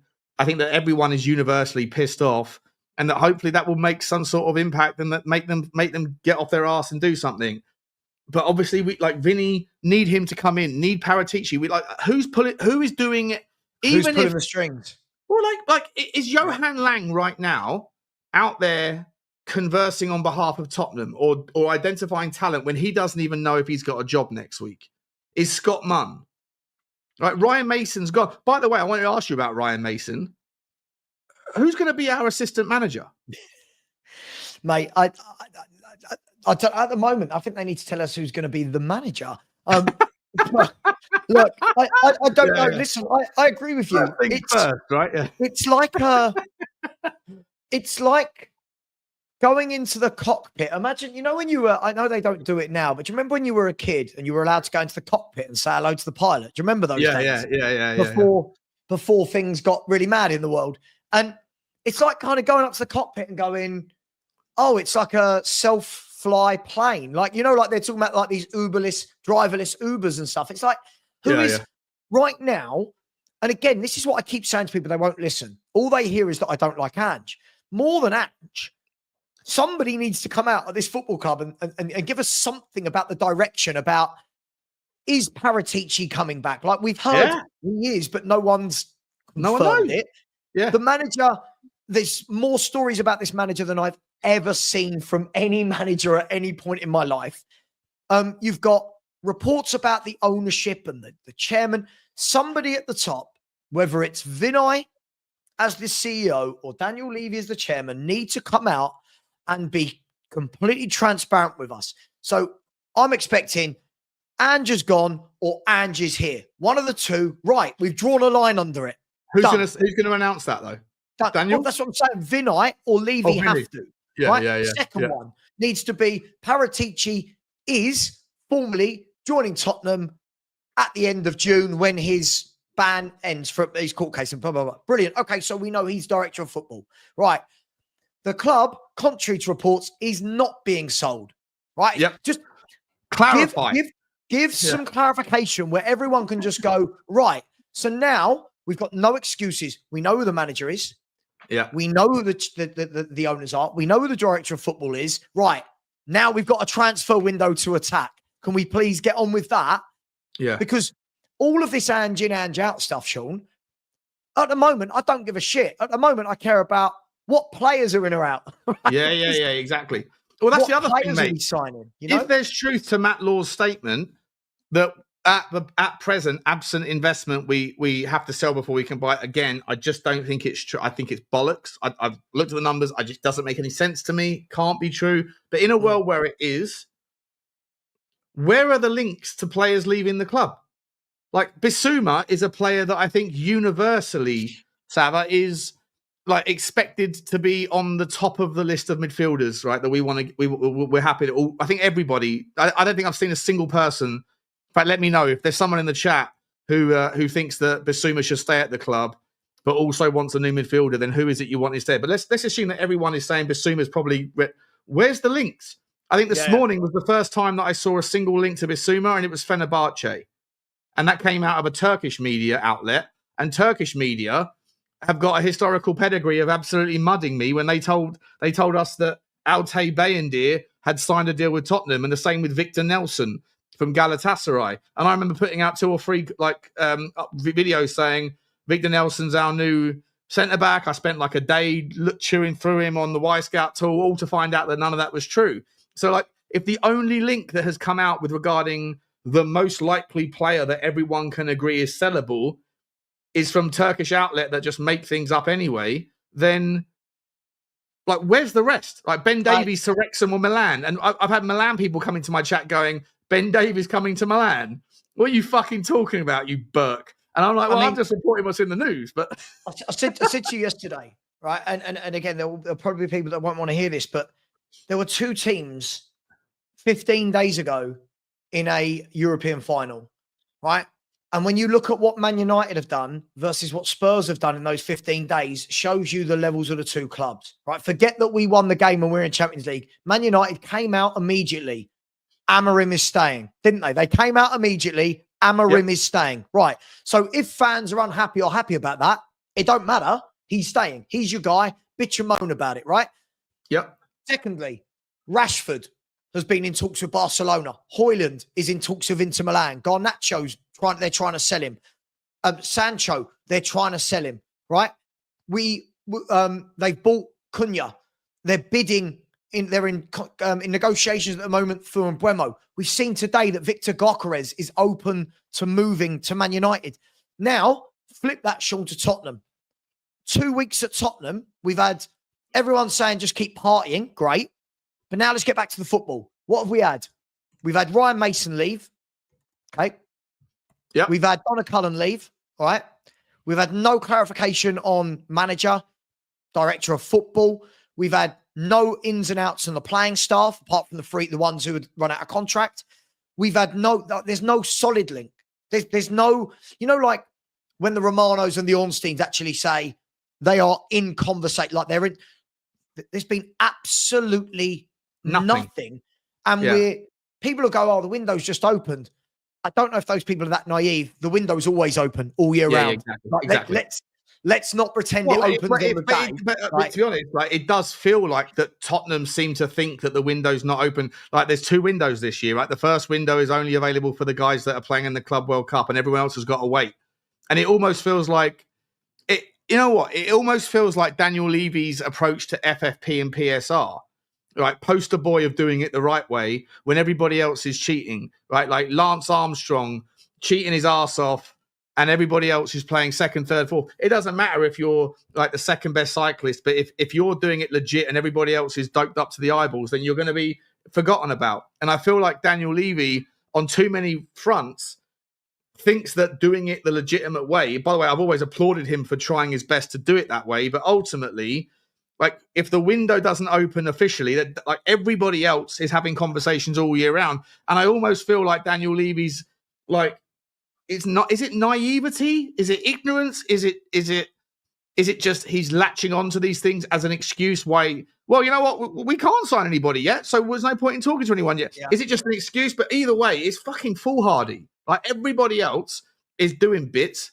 Even though, to be fair, I think the only player that has actually officially joined anyone is Frimpong, right? I'm not sure if anybody else has actually held up a new shirt. Cunha has, Frimpong Liam has. Liam Delap, yeah, as well. I mean, if you look at Man City, they're about to do 3 in a week. So, but that is Man City. £50 million in 6 months they've spent. Yeah. But look, I just think that I just think that, look, and again, I get a lot of people that will just constantly throw out this line, European champions, European champions. Cool. Let's act like it. It's irrelevant unless you steal the day, right? But let's act like it as a club, but as a fan base. People need to stop telling me you're negative and toxic, but then telling me they want to keep signing kids. Because what will happen? We've seen this. Sean, I saw this cycle last summer, right? Last summer, I saw this cycle. Turn around, and you know me last summer, I was saying, what a shocking window. Terrible. Can't believe we've only bought kids. Oh, you're negative. You're horrible. Sava, come on, blah, blah, blah. Then when it starts going wrong on the pitch, all I heard was, oh, but Sava, he's got kids. All he's got is kids. Well, hang on. Yeah. It's what I was saying when being called negative. So when I say, come on, let's Let's up the ante. Do you know what I mean? Like with an Embuemo, let's go in. Let's go in with an Eze. If you want Eze, go get him. Go get him. Go and show the world. Yeah, we've just won a European trophy. Bish, bash, bosh. Done. People turn around then and go, hang on, Spurs mean some business. Yeah? Also, what that does as well for other players, imagine we bought, I'm just using him as a benchmark, right? Imagine we bought Eze in the last 2 weeks. Imagine now you're another player that Tottenham Hotspur in talks with. You go, 100%. Love this. We just signed Eze. We just signed Eze. We now want, he's going to be there. We want you to sit in this position. Now, all of a sudden, because what footballers don't want, and I know a lot of people just completely mock this, but what footballers don't want, having spoken to many of them, they don't want to turn up, right, from pre-season, where they've had their holidays. They want to turn up, look around the change room and go, cool, look at, we've signed him. Cool, look, there's so-and-so. Cool, there's Eze. They don't want to look around and go, there's Odegaard. Who's that guy? Oh, I heard he's a talent, yeah. There's that. And so when we talk about... You're true, honestly, spot on. And this is where I don't think fans think either. When we're saying things like, why would that player want to leave us? Why would this player... Players are in a small time in their career at Tottenham, right? If they're here 4 or 5 years, they're going to be looking around and going, right, what's going on? Bale did it. Modric did it. Kane was loyal to the point where he went, I've got to go. Romero is currently doing it. Right. Romero currently is looking around going, and that interview that he did on the Tottenham training ground where he said, yeah, probably La Liga is the place I need to be, or whatever he said. Then you left the Europa League, and he's probably gone, all right, I'm going to give this 5 more minutes. I'm going to see what happens here. It's like when you're at the casino, right? And you're you're down to your last 50 quid, and you've lost a lot of money, and then you double up on blackjack, and then you double up again on roulette or whatever, and you're like, should I leave now? Because we just won the Europa League. Well, I just doubled my money on red or whatever. Let's give it 5 more minutes. Let's give it 5 more minutes and see what's happening. And then it depends. Never understand it, Sean. Are we betting again or not? I genuinely don't get it. Like it feels like we want to banter Arsenal, Liverpool, Chelsea, City. We want to talk about, oh my God, if winning a trophy gives us this edge. And then when we do it, we're then still people sitting there not really thinking about the bigger picture. If I'm a top player, right? If I'm a top player already at the club, let's look at that scenario. I'm looking at the club and I'm going, right, okay, we won that Europa League, but we finished 17th. Right. So what are the club doing to ensure that does not happen again and we're in a tougher competition next year? Right? Yeah. Right. Oh, brilliant. Okay, they bought in Eze. They bought in Paulinho. They bought in Jonathan David, whoever it may be. And then you sit there and you go, okay, I quite like this. I like what they're doing. I like this. Or am I going to be a player who goes, right, Spurs aren't doing, they're not actually matching my ambitions as a player. And all the ambitious players have gone. All the ambitious ones have gone. The good ones will go, right? It's very rare you get a son. It's very rare you get a son who stays this long, right? It's very rare you get Harry Kane that stayed that long and then finally had enough. But I just don't think sometimes as fans, we step away from it and think about what do the players think? And not what they say in public, Sean, not the media trained, we love this and what do they truly, what are they going back to their agents and saying, you've got to get me a new club. I've got to get out of here. I want to win things regularly. I want to be challenging at the, like when the, sorry, I know I've ranted a little bit. No, crack on, I love it. It's brilliant. Brilliant what you're saying is brilliant. When our fans are saying happy with 15th in an FA Cup, the players won't be happy with 15th in a cup if they've got anything about them. No top player is sitting there going 15th in a cup. I like that. Chelsea players, did you see Cole Palmer and Tosin Adarabioyo in their, they did the press match, the post-match conference when they won the Conference League. And they sat there and they went, you must be ecstatic, lads. And they went, it wasn't good enough. Season wasn't good enough. So we weren't good enough. We lost too many games. And I'm sitting there going, yes, that's it. We're losing our minds. And I get it because we haven't won for so many years, but we're losing our minds as though we've conquered football. And that's the difference in mentality. I want the Cole Palmers and the Tosin Adarabioyos that not saying them at my club, but sitting there going, season weren't good enough. Ruben Yeah. Amorim said before the cup final, we win this Europa League, there's no bus parade. This season's been awful, right? Yep. Winning mentality. Well, this is Winning the thing, mentality. Trav, right? So, like, we've got a manager currently that splits the fan base in half. Right? I think you and I, like I say, I jump across the fence. Like, I see both sides of the argument around keeping him. I lean towards where you lean, but not as strongly as you do. When it comes to the things that Ange said, I think you sent me a screenshot that Daryl Denton sent to you this morning, and we said we were going to bring it up, and I think it's great, right? Because like, if Leroy, I said this on an upload, I think it was yesterday. I said Leroy Sané's turned us down. But all those fans out there that said the league doesn't fucking matter, why do we care? 17, you're not going to go down, right? There's no jeopardy of relegation, which I agree with at the moment. So then let's finish 17th and put all our eggs into the league, into the cup basket, right? And that's fair enough, right? If that's what you think, I'm not trying to shape anyone's opinion here. To me, it's fucking bonkers. One, because you spend 8 months of the year watching shit in that scenario, watching horrendous outcomes like we did this year, on the hope that something magical happens at the end of the year. That isn't why I watch football. I want to enjoy my football year round. On top of that, Ange Postecoglou said in year one, finishing 10th and lifting a trophy is not a good season. Then this summer, he turned around and tried to convince everybody that deprioritising the league and finishing 17th was all part of the Grand Master Plan, which is a fucking insult to anyone's intelligence. But Daryl Denton put the quote into your show earlier. I've got it in front of me. I'm reading it out. It said, "Yeah, I was going to read it. Yeah. Progress in the league is a better indicator." This is from Ange in October of 24, or maybe it was October the 24th. I'm not sure. But he said progress in the league is a better indicator than winning a cup, because then you know you're putting yourself in a position to win every week and compete in every competition. So if that was from October the 24th, or if it was from October of last year, then either way, it didn't matter because it's still October 24th. I just realised that. But either way, like the reality is that he himself said essentially that the league is important, right? For a bunch of different reasons. Now he's saying it isn't because we got, at the end of the day, it was worth it, right? The ends justified the means. But to me, mate, it's more important than just about, gauging where you're at. It's also important because whilst we as fans may think that cups are all that matters, players who don't have an affiliation with the club look at your league position as a gauge of where you are. Of course. And to finish, I think finishing 17th will likely hold us back with the ability to convince the top tier or the near top tier to come here, because they go, well, relative to your bread and butter, you ain't anything like good enough. And the cups come around once in a blue moon, right? Even the very best fail more times than they succeed. If a season with a trophy is success and a season without is failure. Even the most successful fail more times than they succeed, and everybody else fails more times than that. So for me, this notion that the league is irrelevant, or that we can sell the story of Tottenham being less Spursy because we lifted a trophy, some players are going to go, well, what happened in the league? Just out of curiosity, they finished 17th. Oh, and they also lost 22 games that in any other season in the history of the Premier League would have had you relegated apart from this one. That's a big deal, right? It's a big fucking deal.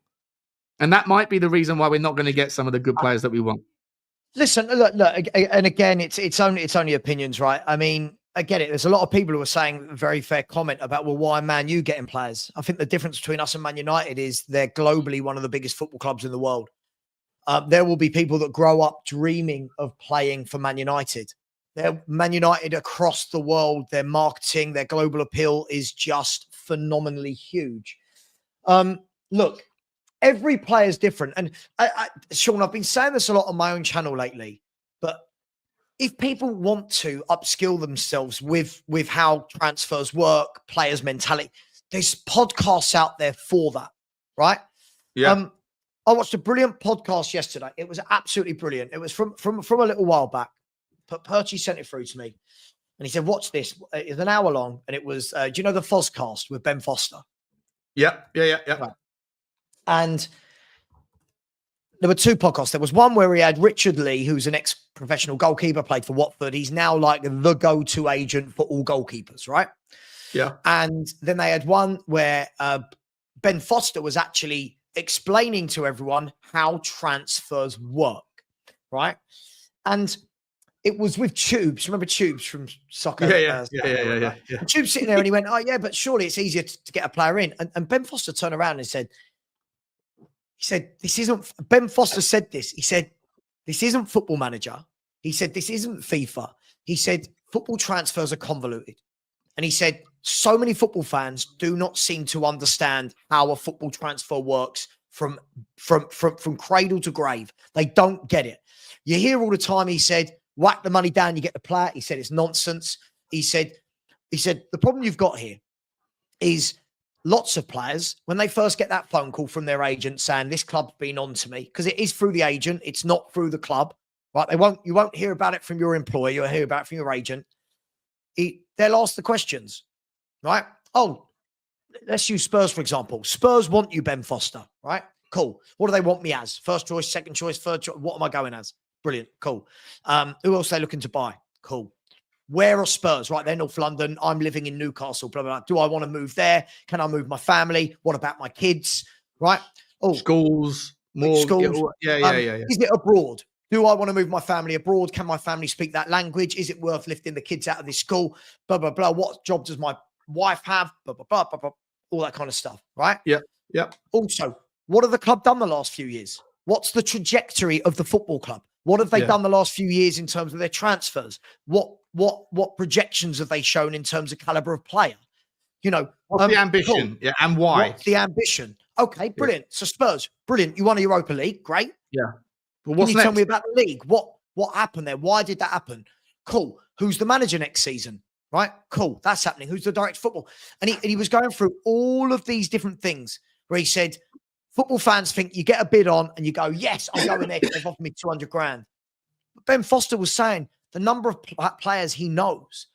You think Ben Foster's been at Man United, Ben Foster's been at big clubs, right? And he turned and said, number of players that will turn down a bigger salary because they want to work for that manager, or that manager plays better football, or that manager has a better track record, or that club sack their owners every year, that club sack their manager every year. This is why I don't, when football fans say variables, isn't there? Million variables, right? There are variables everywhere. This is why I don't listen when people just go, but we're European champions. Players and agents, again, sorry for the rant, players and agents are not dumb. They do their homework. So an agent right now might turn around and say, right, what's going on at Spurs? Why are they in the news so much? What's going on with the owners? What's going on with the manager? Why is their fan base always fucking in uproar? Why their fan base uproar? Why is the manager rowing with the fans? Why is it right? All of these things that we laugh off and go, it don't matter. We finished. We won the footballers. This is their job. 100%. This is their profession. They don't think about it like we do. And if it was all down to money, Sava, everyone would be in Saudi Arabia. If the only thing that mattered was money, then everyone would be in Saudi Arabia, right? Like to a lot of these players, they care because they only have your point, mate. Your point is spot the fuck on that people. I've never been involved in a football club. I'd love to be, but I haven't been. So I look out from the inside in. But I've read books on. I've read agents' books. I've read books on, and I've watched countless fucking documentaries and countless videos. And I have no fucking clue what goes. I would love to be a fly on the wall in an agent to a director of football conversation to hear what questions are being asked. And I'm sure it starts with, what's the interest? Well, tell me about the project. Tell me about it, all that. But I would love to know the micro detail of what questions are being asked, because there's a reason why these things are not wrapped up in 5 minutes. Even the contracts, the lawyers, there's probably no template, right? There's no template that's being written. I mean, even look at Johnny Cardoso. If it's true that Tottenham were a fucking moronic, and that there was an oversight whereby because we attempted to sign him, but he said no, and then ended up going to Atletico Madrid, that we ended up not getting any slice of that transfer fee, then that's like the biggest just like demonstration of, idiots running the club. Whoever made that contract and let that one slip through the net. But it's clever people, right? Agents are lawyers. They're clever people. Players trust these guys. Directors of football. I think there's so much more to it. And I think people fans are never going to consider that. I'm lucky. I am very lucky that I have twice in my past worked for Premiership clubs. Oh, okay. I'm very lucky. Right? Who you work with? I worked for Charlton Athletic when they were in the Premier League and Chelsea when they were in the Premier League. Well, Chelsea are in the Premier League. Right. What did you do? And I'm not going to go into it because I'll tell you offline. Okay, right? fair enough. But again, one, it's not as glamorous as people think, right? One, it's just a place of work. So when the players come in every day, it's not like, oh my God, that's so. It's not that. It's just people after a while. Yeah. Two, if you ever listen to the way that the analysts, the intermediaries, the players, the coaches talk about football, it's nothing like how us fans talk about football. It's a completely different world. They will sit around in the canteen watching Sky Sports News, looking at the rumours, looking at all these things and going, I ain't going there. Like, I've seen players going, well, no one's told me. Like, you know what I mean? Really? So okay. It's mad. And then when you get to see some of the contracts, they are fascinating because the bigger the player, the more they've got in their contract. So there'll be players that will have, okay, my client will sign, if you finish bottom half, he's allowed to go for 50 million instead of 100 million, right? Really? If you finish top three, my guy goes from 150 grand a week to 200 grand a week. If my guy signs and scores 15 goals, he gets an extra 2 million bonus. If he gets 20 goals, 50, right? There are players. Is that decided, like, do you know if that's decided, like, in terms of, is the agent, coming up with like 100 contingencies, sending them over as like, yeah, look, we're all in, everyone's interested now. We got to figure this shit out. Yeah. And is the agent saying this is what we want? This is the clause 7. A, B, C, D, whatever. And then the other side comes back and says, we'll agree with that, but not that, whatever else. Yeah. You've got to you get into the fucking minutia. You get to the real micro level of like contingencies. Really? Okay. So when we hear about it, right?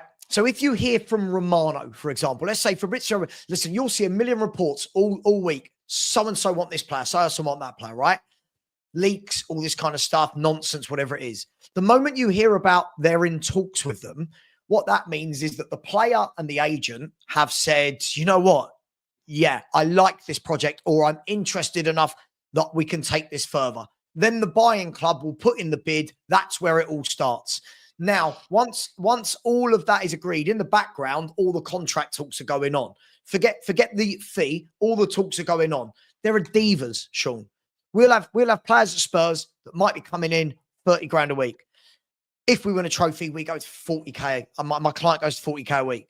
If a player, we might have a player on 150 that says, right, I want it in this contract that if Spurs bring a new player in and he's on 200 grand a week, I match that. So when we're talking about, I've heard that one before. Yeah, just get him. Just put the money down. Sometimes you put the money down for a player, and it affects these 10 contracts, and these 10 contracts suddenly go right.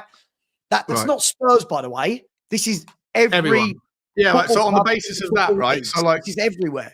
By that extension, you're going to have one agent. I'd love to figure out what makes Pinny Zahavi a super agent. Like, what is it? His connections, or is it his ability to like put in 1,000 fucking contingencies and figure out ways? But like, I wonder whether or not there's like byproduct incentives going on. Like CAA base, for example, control 70% of Tottenham's players, right, on the roster. So I wonder whether or not a CAA agent that's bringing over whoever, like Eze, for example, I think he's part of their crew as well. I wonder whether they're trying to slide contingencies into his contract that will also, by proxy of that, trigger other things in the other players that they already manage, if you know what I mean, right? And so, as a consequence of that, does Daniel Levy or whoever it is? I mean, but Daniel Levy outsources a lot of these negotiations to third-party companies, doesn't he? Of course. Every club will have the intermediaries that they trust, right? By the way, this isn't because I've worked for a football club. This is, every club will have intermediaries that they trust. Sometimes the big man steps in at each club or the top lady, whoever's running this, when right, I've got this remit to go to here with my negotiations. Hang on, you're going to need to step in here because you're the stakeholder. You're the one who controls the budget. You're going to have to sign this shit right, off. But if someone else has been controlling the negotiations up to the point where it's 95% done, and Daniel Levy comes in, like I think that happened with the Pedro Porro deal, right? Yeah, I think I remember that story, right? We'd outsourced it to some other group, and then they couldn't get it done. So Daniel Levy was furious, so he then picks up the phone. But if Daniel Levy's not aware of the rest of the story, is he? He will be. What, but is he? He's not a lawyer, right? So like, I wonder whether or not you then have like, you know, situations where, again, I've used this phrase a couple of times today, but where you have the tail wagging the dog, where you've got a guy coming in. Oh, you know what? Fuck it, get out of the way. I'm going to come in and get this deal done. It won't be like that. It would be like most of the time. You've got to remember, if it gets to that stage, and most deals don't. We're talking about the big deals, right? That get to that stage. Most of the time, it will be just going up the food chain. Like if me or you have got a boss, you know, when I worked in the corporate world, I know what I can negotiate and what I can't. You're right. There might be deals where you go, listen, I want to do this. I'm going to run it past the big man. Listen, can we do this? Blah, blah, blah. I'm not happy about it, but for the better of the football club, get it done or go back to them with a middle ground. Same with any negotiation. Yeah. For anyone that wants to know, because I'm getting grilled about it, for anyone that wants to know, when I was at Charlton, I was a coach, right? So from the age of, when I was 15, I did my work experience at Charlton. I was pretty good at football. I was a good coach, and they offered to put me through my coaching badges. I did all my coaching badges to the highest level that I was allowed to at that age. And then I stayed on with Charlton for 3 or 4 years and worked for them at the training ground, which is just around the corner from me.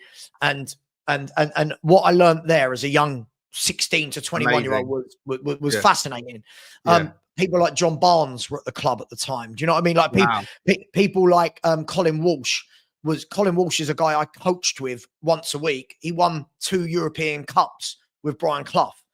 But for Nottingham Forest, amazing. Amazing. And then when I was working at Chelsea, it was slightly different. I wasn't in a coaching capacity. I used to work in the world of talent acquisition and recruitment.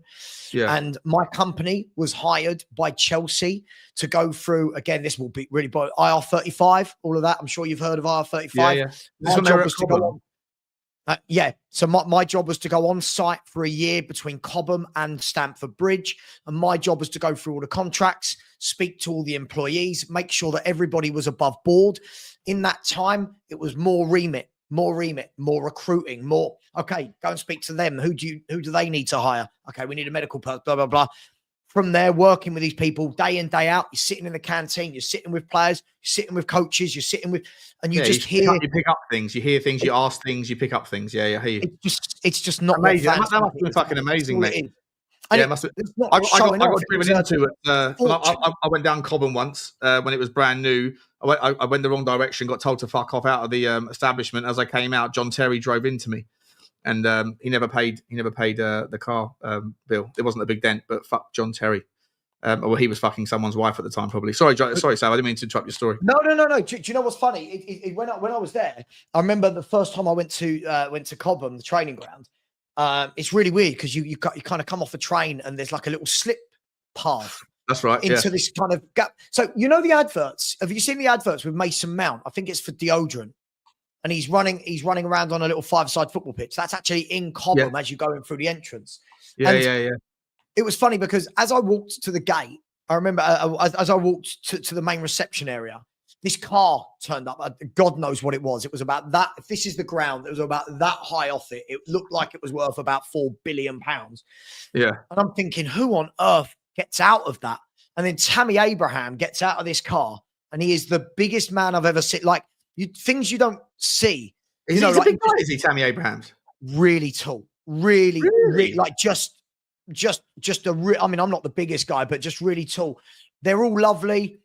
They're all good guys. They're all just, it's a big kids club, right?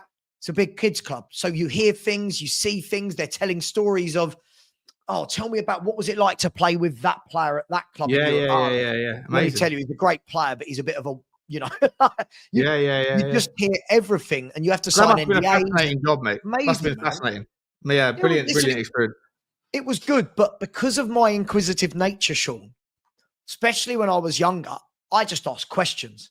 Yeah. Why'd you do that? Who said that? Why have you done that? Why is that man on his phone all the time? Oh, he's an intermediary. Oh, like constantly round the training ground all day, just constantly phone going down, phone.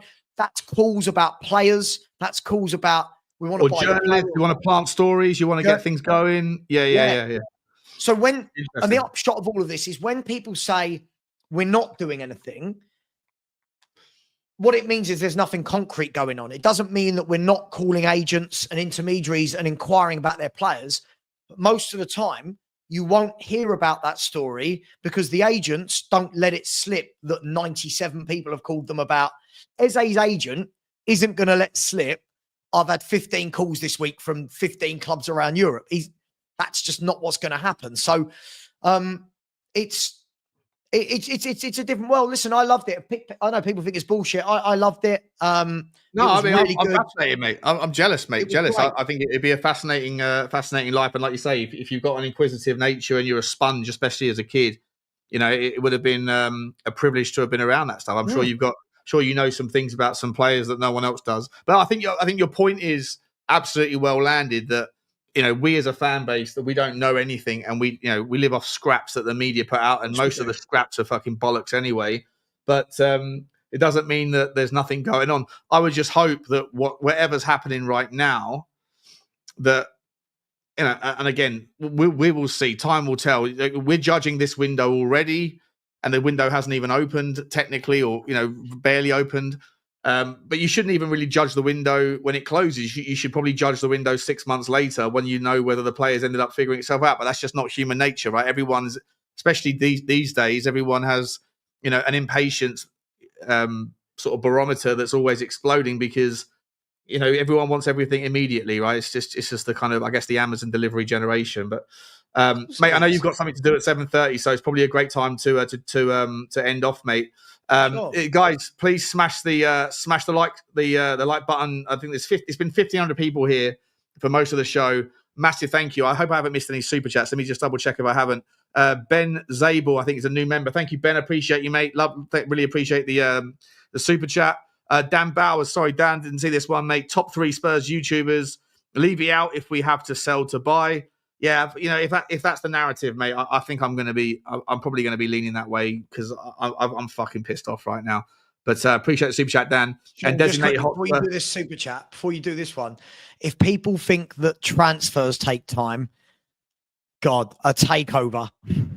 Yeah. Yeah, exactly. Imagine how many fucking contingencies are in that. You know?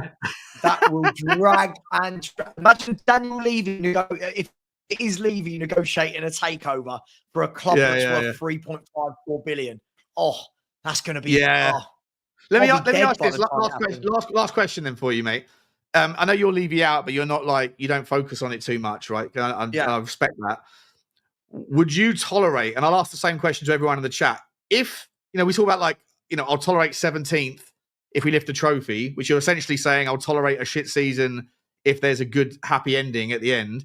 Would you all tolerate a shit summer and a shit season that will follow if it meant that by the end of next year that Daniel Levy was no longer in charge of the football club?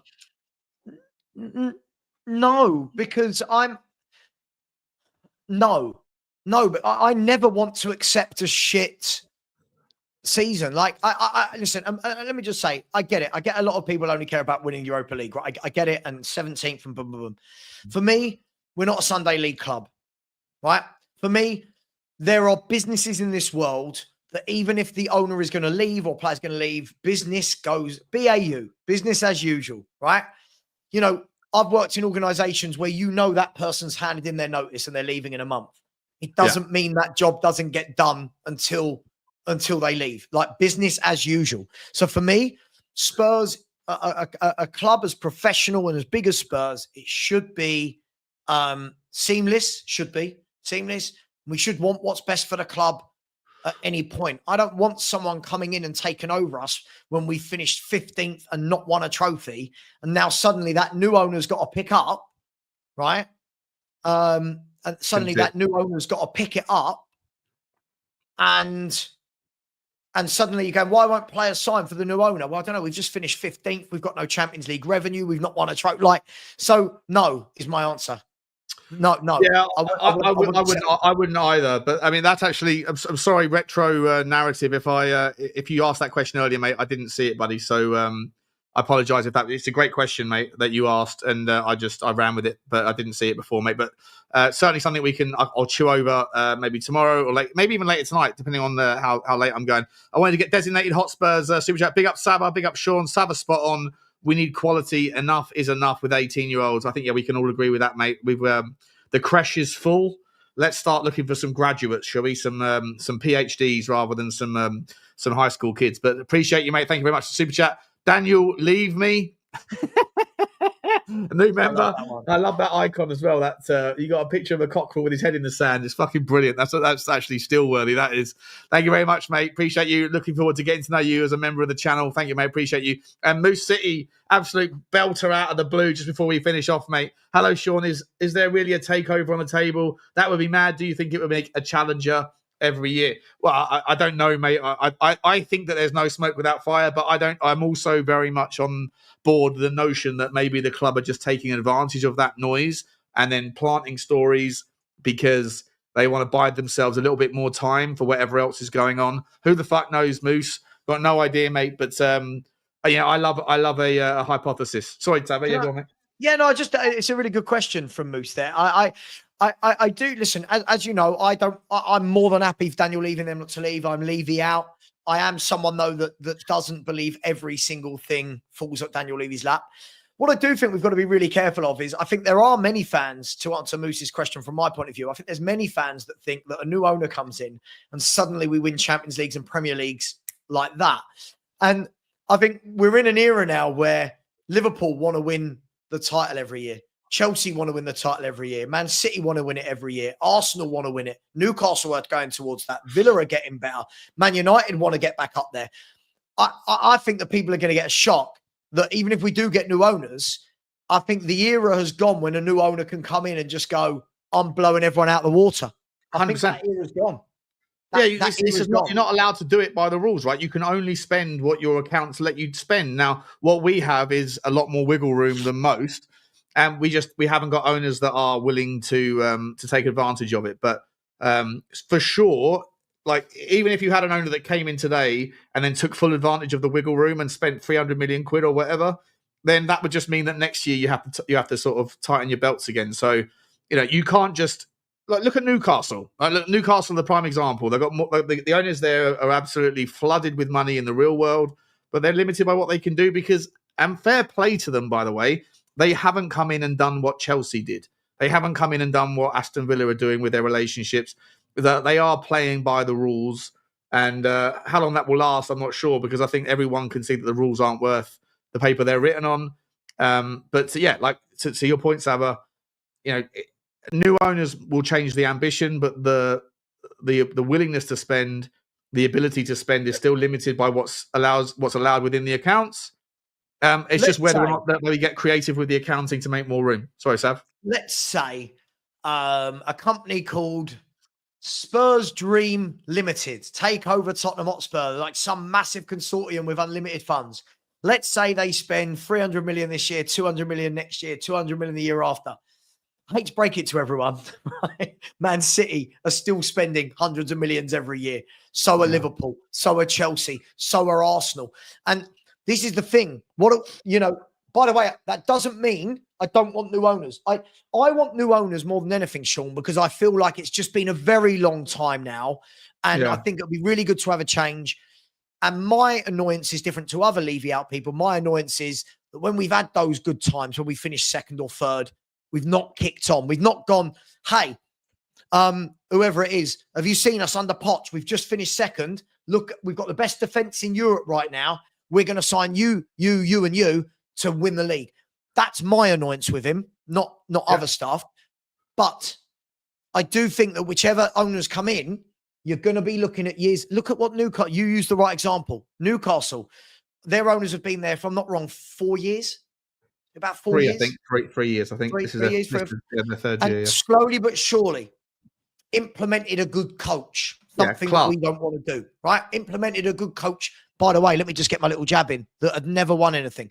Implemented a good coach, right? Bought in Paul Mitchell. I know he's gone this summer, but bought in Paul Mitchell, right? Started getting players that weren't world-class, but were a level above they were with the Botmans, the Tonales, the Guimares, the Isaks, right? Slowly but surely, chipping away, slowly but surely. 2 out of the 4 years or 2 out of the 3 years, Champions League qualification, 2 cup finals with 1 win. Slowly but surely, which surely allows it's a nice journey for them, isn't it? It's nice. Right. Yeah. But I think it will be the same if we get new owners. I feel like everyone thinks it will be overnight that we go, are we winning the league next year? So I don't like this idea. If you were a Man City fan growing up and you had you were a nothing team, but you just supported your team because they were your local club and you were nowhere. The same with Chelsea. I remember Chelsea in I think it was the 90s. They had a car park behind their goal. Maybe it was late 80s, but it wasn't that long ago that Chelsea were a relevant nothing West London team. And then all of a sudden they went from nowhere to everywhere very, very quickly. And I think that there's a lot of value in the journey. I think that there's a lot of the destination is seldom the thing that's memorable. You know, if it's like when you save up for a toy when you're a kid, you know, if your parents just buy it for you, then you can get bored of it very quickly. But if your parents have said here's your £10 pocket money every week and you want a skateboard and you wait 3 months to get it, you've earned that, or you've worked for it, you've cherished it. I think that there's a lot of value in the journey, and I think Newcastle United fans are going to appreciate the fact that it's taking time. Even though right now Newcastle United fans are losing their fucking mind. Sean, look at the difference. This is the key. So I was just purchasing Spain v France on Amazon Prime. Look at the difference, right? When Chelsea's owners came in, right? So I know everyone will go. I had this on my show earlier, right? I'll watch everything. I had this on my show earlier. It was well, you know, Chelsea did it. Yeah. When Chelsea's owners came in and did it, no one else was doing it. So Chelsea literally came in as the only powerhouse in the Premier League and went, you. When Man City came in, all right, Chelsea were doing it, but Man City rivaled them. Man City did it better than Chelsea did it, and look what they've built. Yeah. Problem is now Man City's owners, Chelsea's owners, Newcastle's owners, Villa's owners, Liverpool's owners, Arsenal's owners. So people coming in now, there's no hook. There's no, oh my God, they've got them. Doesn't matter. You can PSR, financial fair play. And I know a lot of people don't want to look at that, but it is true. Do you remember when Claudio Ranieri, I think it was Claudio Ranieri, was manager of Chelsea, when Abramovich first comes in and Abramovich basically says, who do you want? And he didn't really realize what that meant. And he went, I'll take Jeremy from Middlesbrough. You know, and he was buying I can have anyone I want. What do you mean by that? I'll tell you what. And then he bought a few players, but he wasn't buying the superstars. Yeah. It didn't work immediately. And Abramovich went, right, you're fucked. Get out. And then Mourinho comes in and Mourinho goes, I can have anyone, right? Okay. This and this. You know, and I feel like Claudio Ranieri fucked up there. He just didn't realize when he had a goose in front of him, you know. But Sean, don't get me wrong. I feel like because I try to bring things back to some form of common sense or in the middle of discussions, I get told I don't want it. In my dreams, right, I want someone that rocks up today, buys the club for 4 billion, says, you know what, there's an extra billion to go and buy every footballer in the world, and we win the league next year. Yeah. But I'm also an adult that understands it's not quite how football works, right? It's not how football works. Also, on top of that, if Newcastle United wanted to drop $1 billion that doesn't affect the FFP and built this 100,000 seater stadium and then built 15 hotels around Newcastle and all that stuff. Fucking hell, Moose, what are you doing to me, mate? Wow. Unbelievable. Thank you so much for coming out in a second. If Newcastle wants to do that stuff that's off the FFP list, then he would, they can do that. But at Tottenham, even if there was $1 billion willing to be spent, I don't really know what other infrastructure things can happen apart from buying up the entire high road and then turning it into all Tottenham Hotspur pubs and bars. Most of it's done already by Daniel. So the low hanging fruit is, and that goes to your point that the impact of a takeover, I don't think is going to be quite as significant at Tottenham as people might think it is relative to the comparison of what it was elsewhere. Well, let me quickly bring in the club I just used, and let me use them 20 years later, right? Look at the second takeover of Chelsea, right? Todd Bowley and his mates, they've got unlimited money, right? but it's taken them 2 years, right, of being hated, of, oh my God, what are they doing? That player's crap. This strategy doesn't work. Slowly but surely, though, you're seeing a Chelsea team, top 4 in the league. They've won Europe. Now look at them. They're going after Mike Mannion. They're going after right. So I think that, yes, I want a new owner. No, I'm not naive enough to think that someone rocks up and we start winning everything with a God-given right. I just don't think it works like but that. it makes you more competitive. And also, I also take the point that you're saying that 25 years, it's like being married to your wife, right? You start looking at your mate next door who's got like a, you all right? Yeah, I just felt a twinge. No, I just felt a really bad twinge. Go on, carry on. I'll live. Well, mate, make sure that stress. Yeah, I was just going to say I just feel like, after 25 years with the same guy, it's like sometimes you look at your bird and you go, I love you to pieces, or maybe most people don't, but like, I respect you, I love you, you've been a big part of my life, but actually, there's a girl at work who, she's probably bad for me, but fuck me, she's got thighs just you know? Temptation is a naughty little thing. Moose, mate, you're like phenomenally generous, man. Thank you so much, buddy. I really appreciate you. Absolute sensational super chat to finish off with. I will leave this last super chat, says Moose. Thank you, mate. Tottenham is an amazing team with an amazing history. As an American fan, I chose Tottenham as my team after many hours of research into the history of English teams. I take a great deal of pride in being a Spurs fan. Fucking love that, mate. I don't know what you were reading into and why you chose Tottenham over everyone else. I'd love. you made the same mistake. You had the choice. Stream at 7:45, Moose, if you want to join that as well. No, listen, on a serious, people like this, very generous. Really, I love that. Yeah, Moose, you don't need to do that stuff, mate. Legend. YouTubers get every now and then when you get someone like this, you go, oh, it is nice out there. Do you know what I mean? It is. Yeah, nice. Mate. I don't know how long you've been a part of the channel, mate, but I feel like I've known you a lot more in the last week or so. But mate, thank you so much, mate. And listen, it's awesome that you chose Tottenham, because most of us didn't choose Tottenham. Most of us were the recipients of it choosing us because of our family. My dad was the reason I supported Tottenham. So, why did you pick Tottenham? Because of your family, or you just chose them? Did you? I was taken to games by my uncle at the age of 2. I was at the UEFA Cup final at the age of 2. Wow. My first game, I think I was 7 or 6 or 7. I think from memory, actually, I might have been 8. The very first game, my dad got us season tickets, and I didn't go to the first game of the season. I went to the second game, which was a Monday night. So my first ever time going to the stadium, I walked out under the spotlight, the floodlights, and I was just like, "What the fuck is this? This is insane!" And I'm pretty sure it was the Jurgen Klinsmann year. And I'm pretty sure he scored a goal. It might have been the Man United game when he scored and he did the dive, and it was or he was ruled out against Man United. I'm not sure, but Either way, I won't just go down memory lane. Moose, mate, you're an absolute legend, mate. Thank you so much for the support, buddy. Absolute lovely way to finish. Sava, what's coming up on your channel, mate? I'm actually doing a watch along for Spain versus France in 15 minutes. I'm really looking forward to it, actually. I love watching football, man. I just love watching football. Spain versus who? Spain versus France. It's the Nation League semi-final. And you how much do you have to pay? No, the watch along's like £2.49 on Amazon. Really? Is that how you do it? Is it? Can you get every game that's not on, like, that's not a Saturday 3:00? Can you pay for every game as an individual on Amazon? Can you? Some of it I watch on like a VPN with Peacock, but these games are on here. And for anybody, just a tip out there, anybody who wants to watch the World Club Cup, I'll be doing watch-alongs on them, but all those games are free if you sign up to DAZN. Just a little tip for you. So DAZN, for anyone that hasn't heard of it, they're doing all the World Club games. You're going to be up at 3:00 in the morning, are you, doing the watch-alongs?